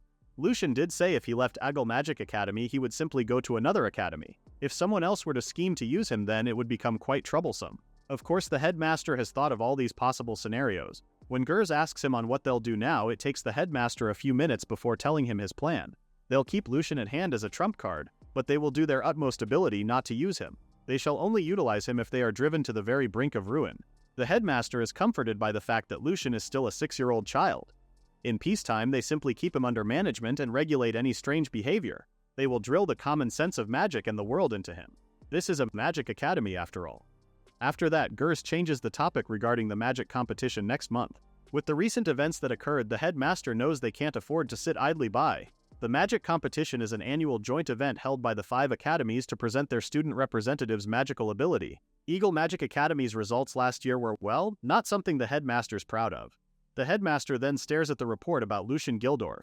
If the boy really has no suspicious background, does this mean the kid's merely a farmer's son or, like Gers suspected, an apostle of God? No, the headmaster has another theory he'll entertain. Could Lucien be a harbinger of destruction who will overturn the very logic of magic? Meanwhile, a girl is getting tired and frustrated why it won't work. Now she's in tears as she desperately worries about what will happen next. The next day, Irina is reading the post on the bulletin board when Lucien approaches her to ask about what's the buzz about. Irina immediately carries him so he could see what the post is. In Lucien's mind, he's kinda embarrassed that he's being carried like this. If only he'd hit his growth spurt sooner. The post is regarding the magic tournament. In short, representatives chosen from the academy will compete in magical skill against other schools. This sounds interesting to Lucien too. Asking if this tournament famous, Irina explains how it's a huge deal every year, and His Majesty the King even comes to watch. A tournament held before the king himself? Sounds like the perfect way to introduce himself. Considering Lucien's magic is world-class, there's no reason for him to sit on the sidelines. He must participate. If Lucien debuts his magic in front of an audience that size, he'll undoubtedly be the center of attention. Everyone will be gasping and asking what kind of magic he's using. If that happens, His Majesty and all the attending VIPs will see his magic, which means his new magical theories will finally be made public. Thinking about it has Lucien laughing so weirdly, making Irina curious why. Straightening up, Lucien continues reading the post. First there's a selection trial, and the representatives will be chosen from the top performers. This is another selection process. Although Lucien would like to think he's exceptional, he's not quite confident he'd measure up by this academy's standards. Putting Lucien down, Irina believes the selection process will probably focus on the upperclassmen again anyway. But she also hopes that Lucien has a shot to prove himself. She happily thinks so too. According to the bulletin board, there are 10 representative spots. The events consist of one-on-one individual matches and a 10-on-10 team battle. Since they require support and cover on top of individual combat skills, it really tests your teamwork. Irina has seen it before, and the crow goes wild every year. Hearing that from Irina, Lucien realizes there will be a lot of people watching, making him more determined to become a representative no matter what. The selection trials for the Magic Tournament will be held soon. Last year, the Eagle Magic Academy suffered the disgraceful result of placing dead last overall. That's why Gers is this amped up to redeeming the Academy's honor. Every student attending the Academy is eligible to become a representative. However, he makes a special note on a certain condition. Students under the age of 10 are strictly prohibited from participating. All eyes are now on Lucien, whom they know is only 6. Oh, the look on Lucien's face. Never mind the actual Magic Tournament. Lucien can't even participate in the selection trials in this case. This doesn't make sense to him at all, making him wonder why such rules exist. If this is how things will be, then he has his own plan as well. When Irina sadly tells Lucien he can't really enter the competition, the boy emphasizes the word maybe. With that, he offers to help Irina learn his magic. Of course, Irina is beyond surprised with his offer, but hesitates if she can really do it. Lucien is very much assuring, telling her she can do it. However, Irina is also not confident with standing a chance against the upperclassmen. Being chosen as a representative in her very first year? To Lucien, that title would give Irina a massive advantage in becoming a court mage. According to Lucien's appraisal, Irina possesses an average magic organ. If she can learn to use it properly, she should easily overpower the other students. The most important thing is spreading his magic. It doesn't have to be Lucien doing it. As long as it's showcased in front of a massive crowd at the tournament, anyone can do it. Irina thinks about it long and hard. When Lucien asks her about her decision, Irina really doesn't give him a direct answer. Instead, she asks if this requires her to use her magic organ to cast spells. Lucien confirms this. Still, Irina wonders if she can actually do it. She looks anxious, really. Lucien really needs Irina to do this. Besides, this isn't just for his sake. It's to help Irina achieve her dream of becoming a court mage too. With that, Lucien tells her they'll start training right away after school today. Training time soon comes. Lucien immediately starts directing Irina what to do. First, he instructs Irina to calm her breathing and visualize her magic circulating through her body, starting from her heart. Lucien then asks if she feels anything, to which she does. It feels somehow warm inside. Lucien sees this as a good sign and tells Irina it's her magic she's feeling. Next, he instructs Irina to retain that magic within her body and gather it together. Irina does a pretty good job with following Lucien's instructions too. At his final order, to release the energy from her body as a spell, Irina conjures a spell for fire.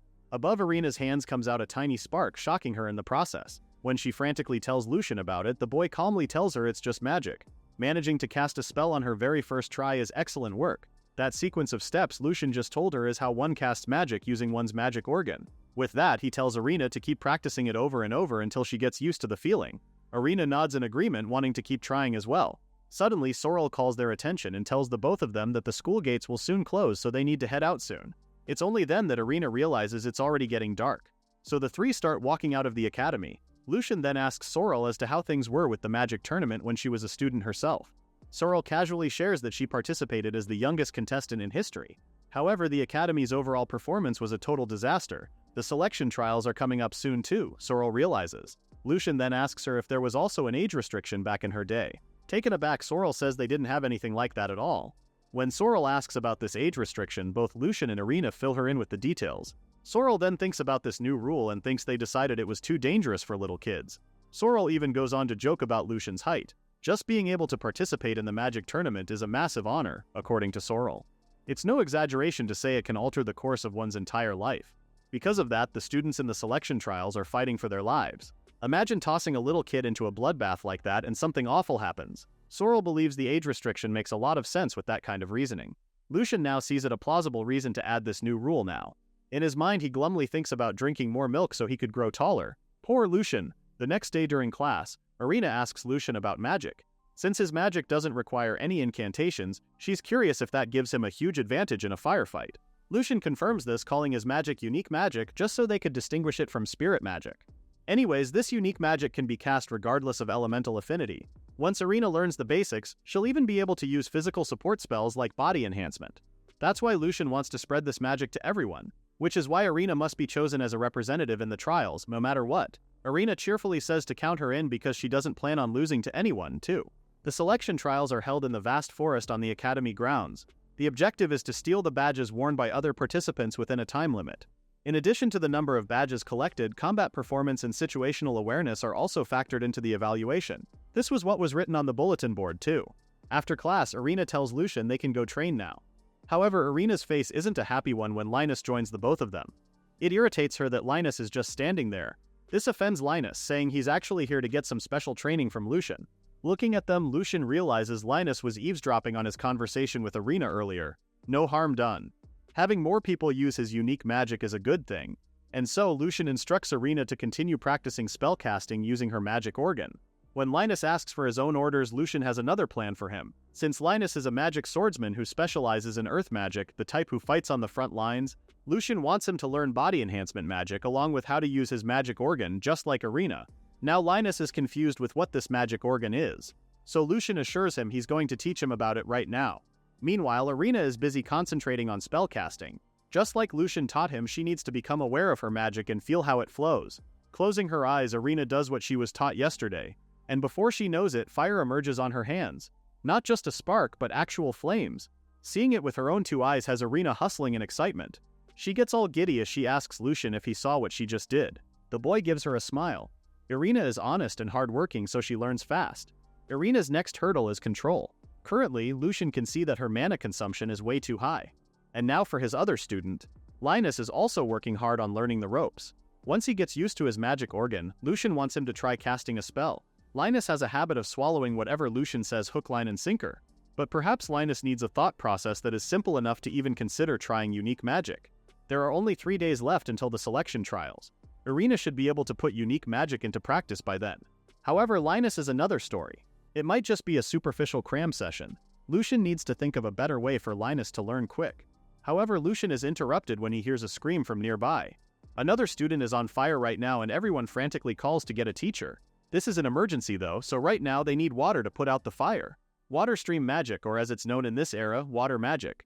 Even if someone here can use it, spirit magic won't activate without a water source nearby. With a lift of a finger, Lucien conjures water magic.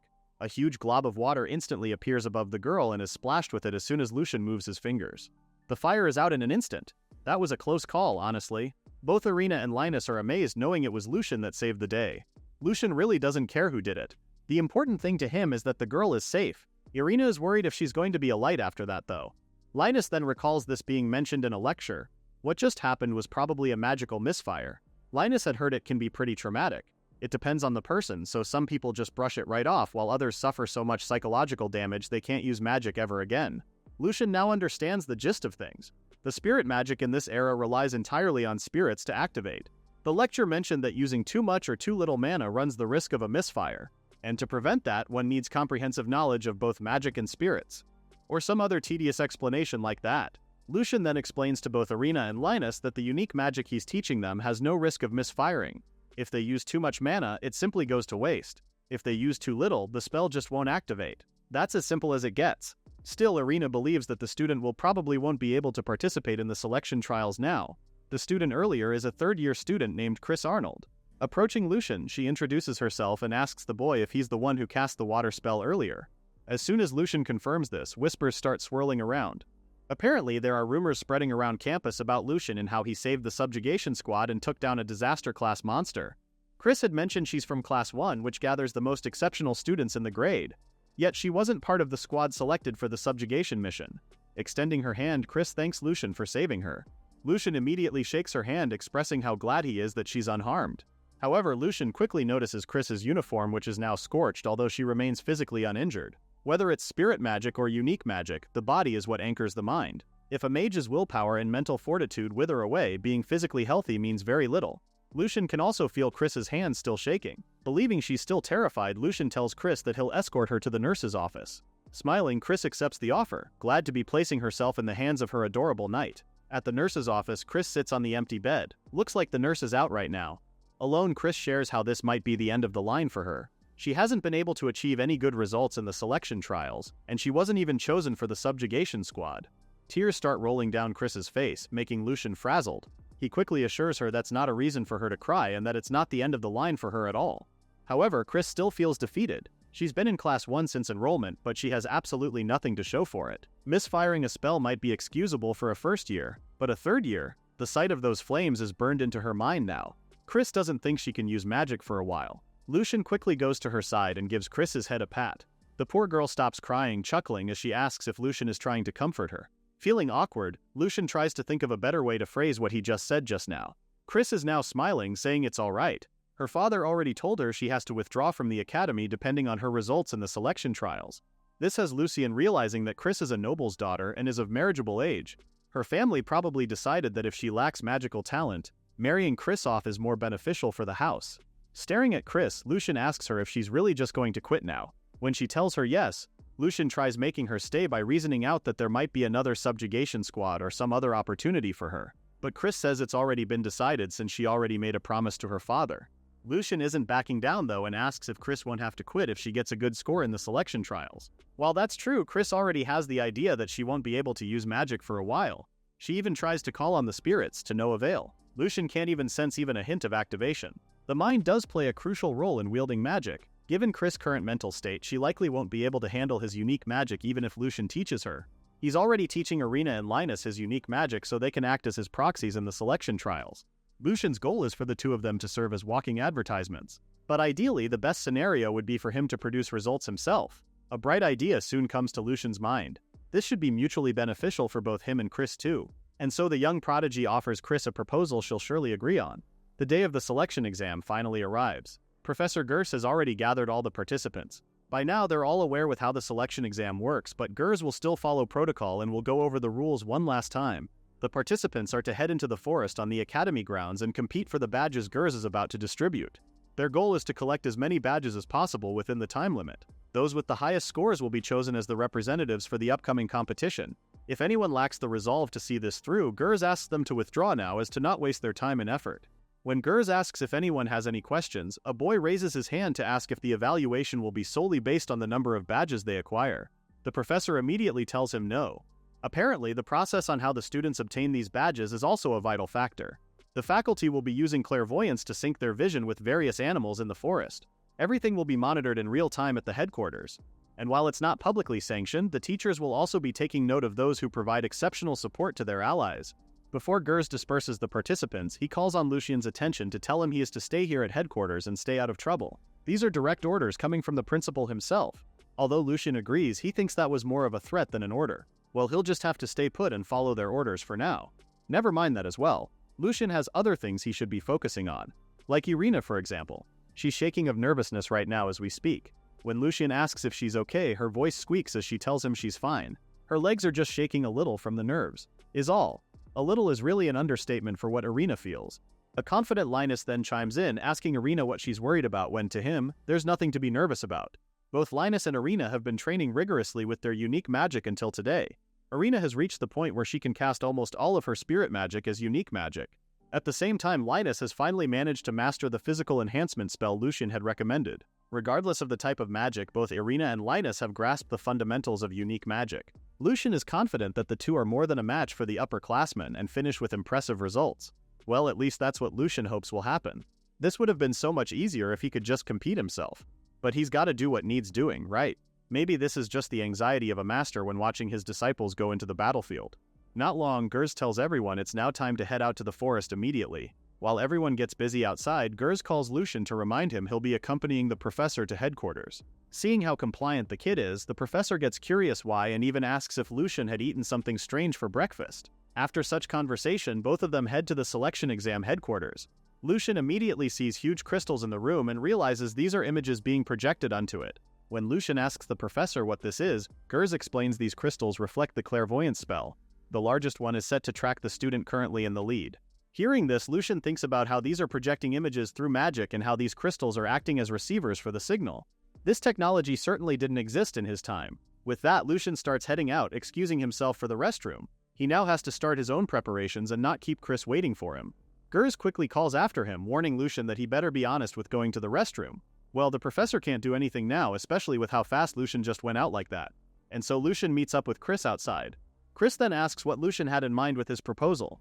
Lucien then explains to her how he can create a substitute for the magic she's unable to cast. It's a bit confusing, but if Chris leaves it all up to Lucien, the girl will be able to use that substitute to achieve top marks in this selection exam.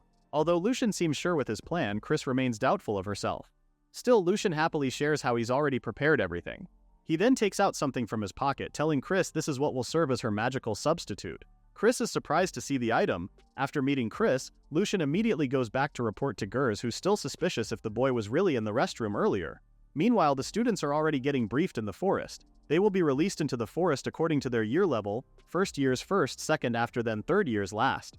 All magic is strictly prohibited until the starting signal is given. The clairvoyance allows the teachers to see every inch of the forest from the headquarters. If the students use magic before the signal, they will be disqualified immediately. Listening to all this, Lucien realizes that letting the first years in first is to stop the third years from monopolizing the best terrain. Waiting for the starting signal would also mean that the first years aren't allowed to set traps ahead of time too. Some will hide in the shadows, others will hold their breath among the trees. Their starting positions may vary, but how this will all unfold is still a question. After some time, Gers finally tells Sorrel to give the signal. Sorrel walks outside towards a magic sigil on the floor. She then waves her hand on it, calling on the spirits to cast a spell. The starting signal quickly shoots into the air, exploding loud and clear for everyone to see and hear. The selection exam now begins. Chris stands there remembering what Lucien had instructed her. Once the exam begins, Chris shouldn't bother hiding and just crush anyone she encounters. That's what Lucien had said, but Chris is doubtful if she can really pull this off. Suddenly, another student jumps at Chris from behind a tree. The boy quickly casts a spell for fire.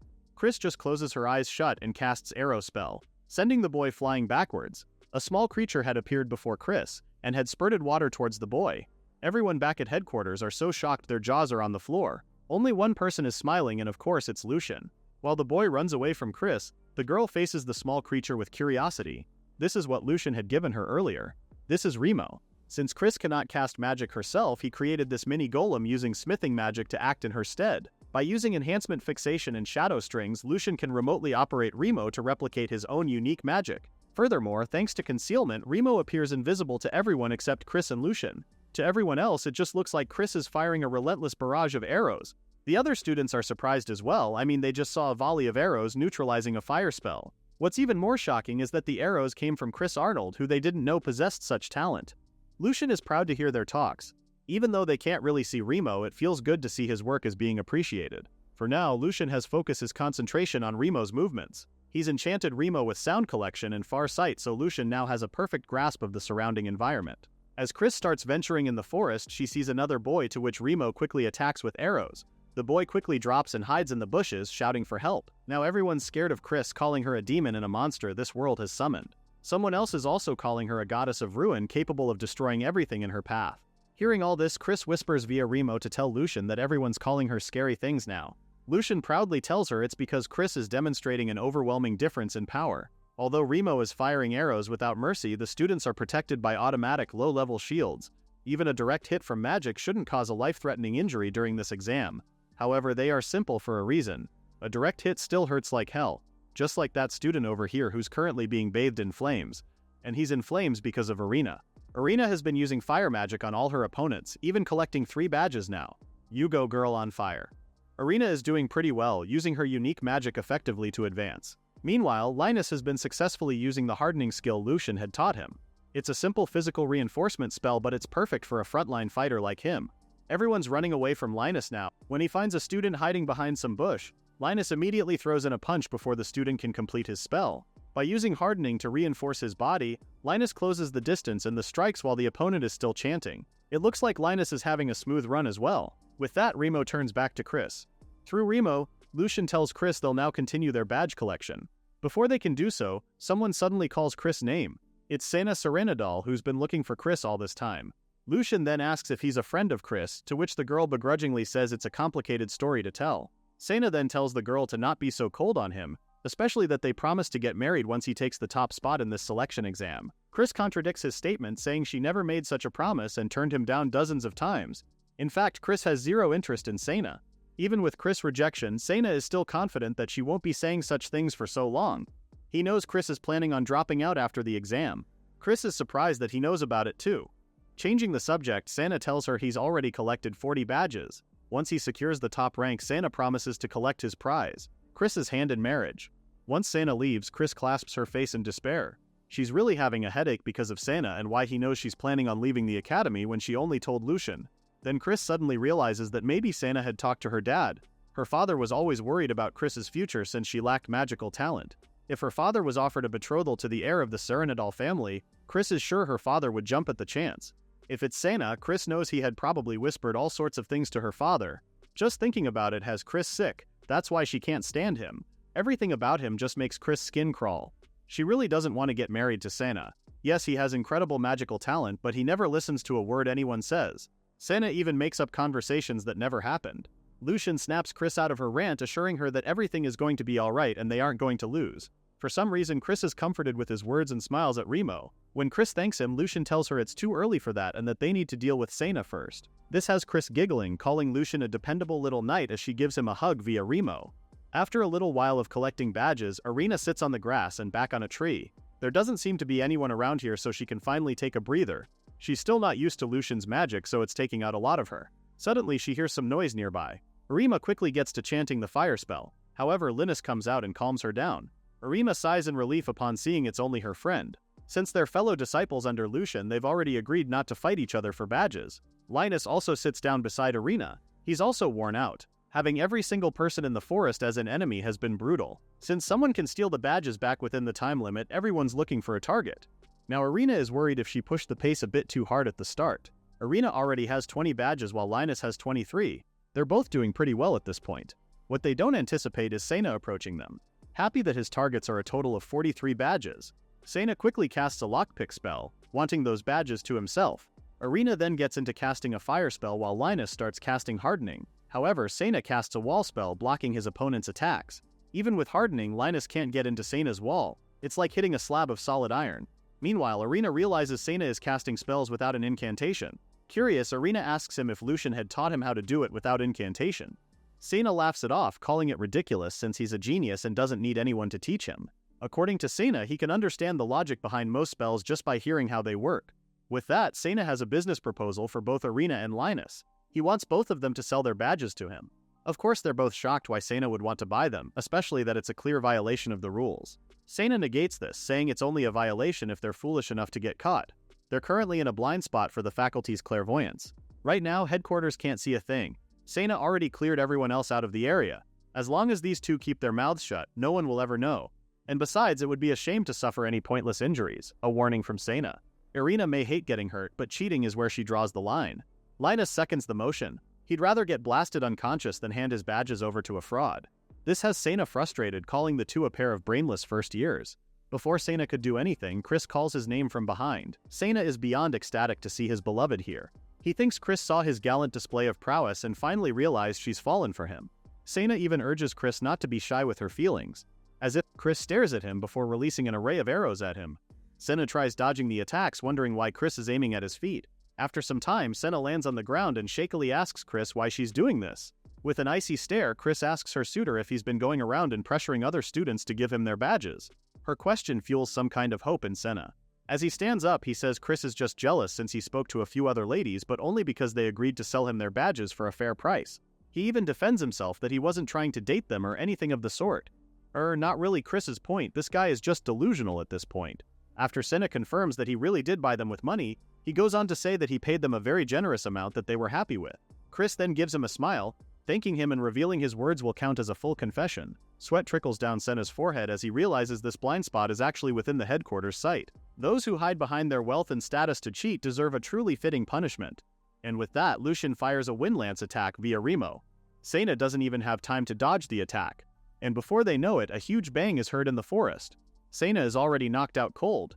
Chris can't help but sigh in relief. Witnessing Sena get his karma was truly therapeutic. Even Lucien agrees.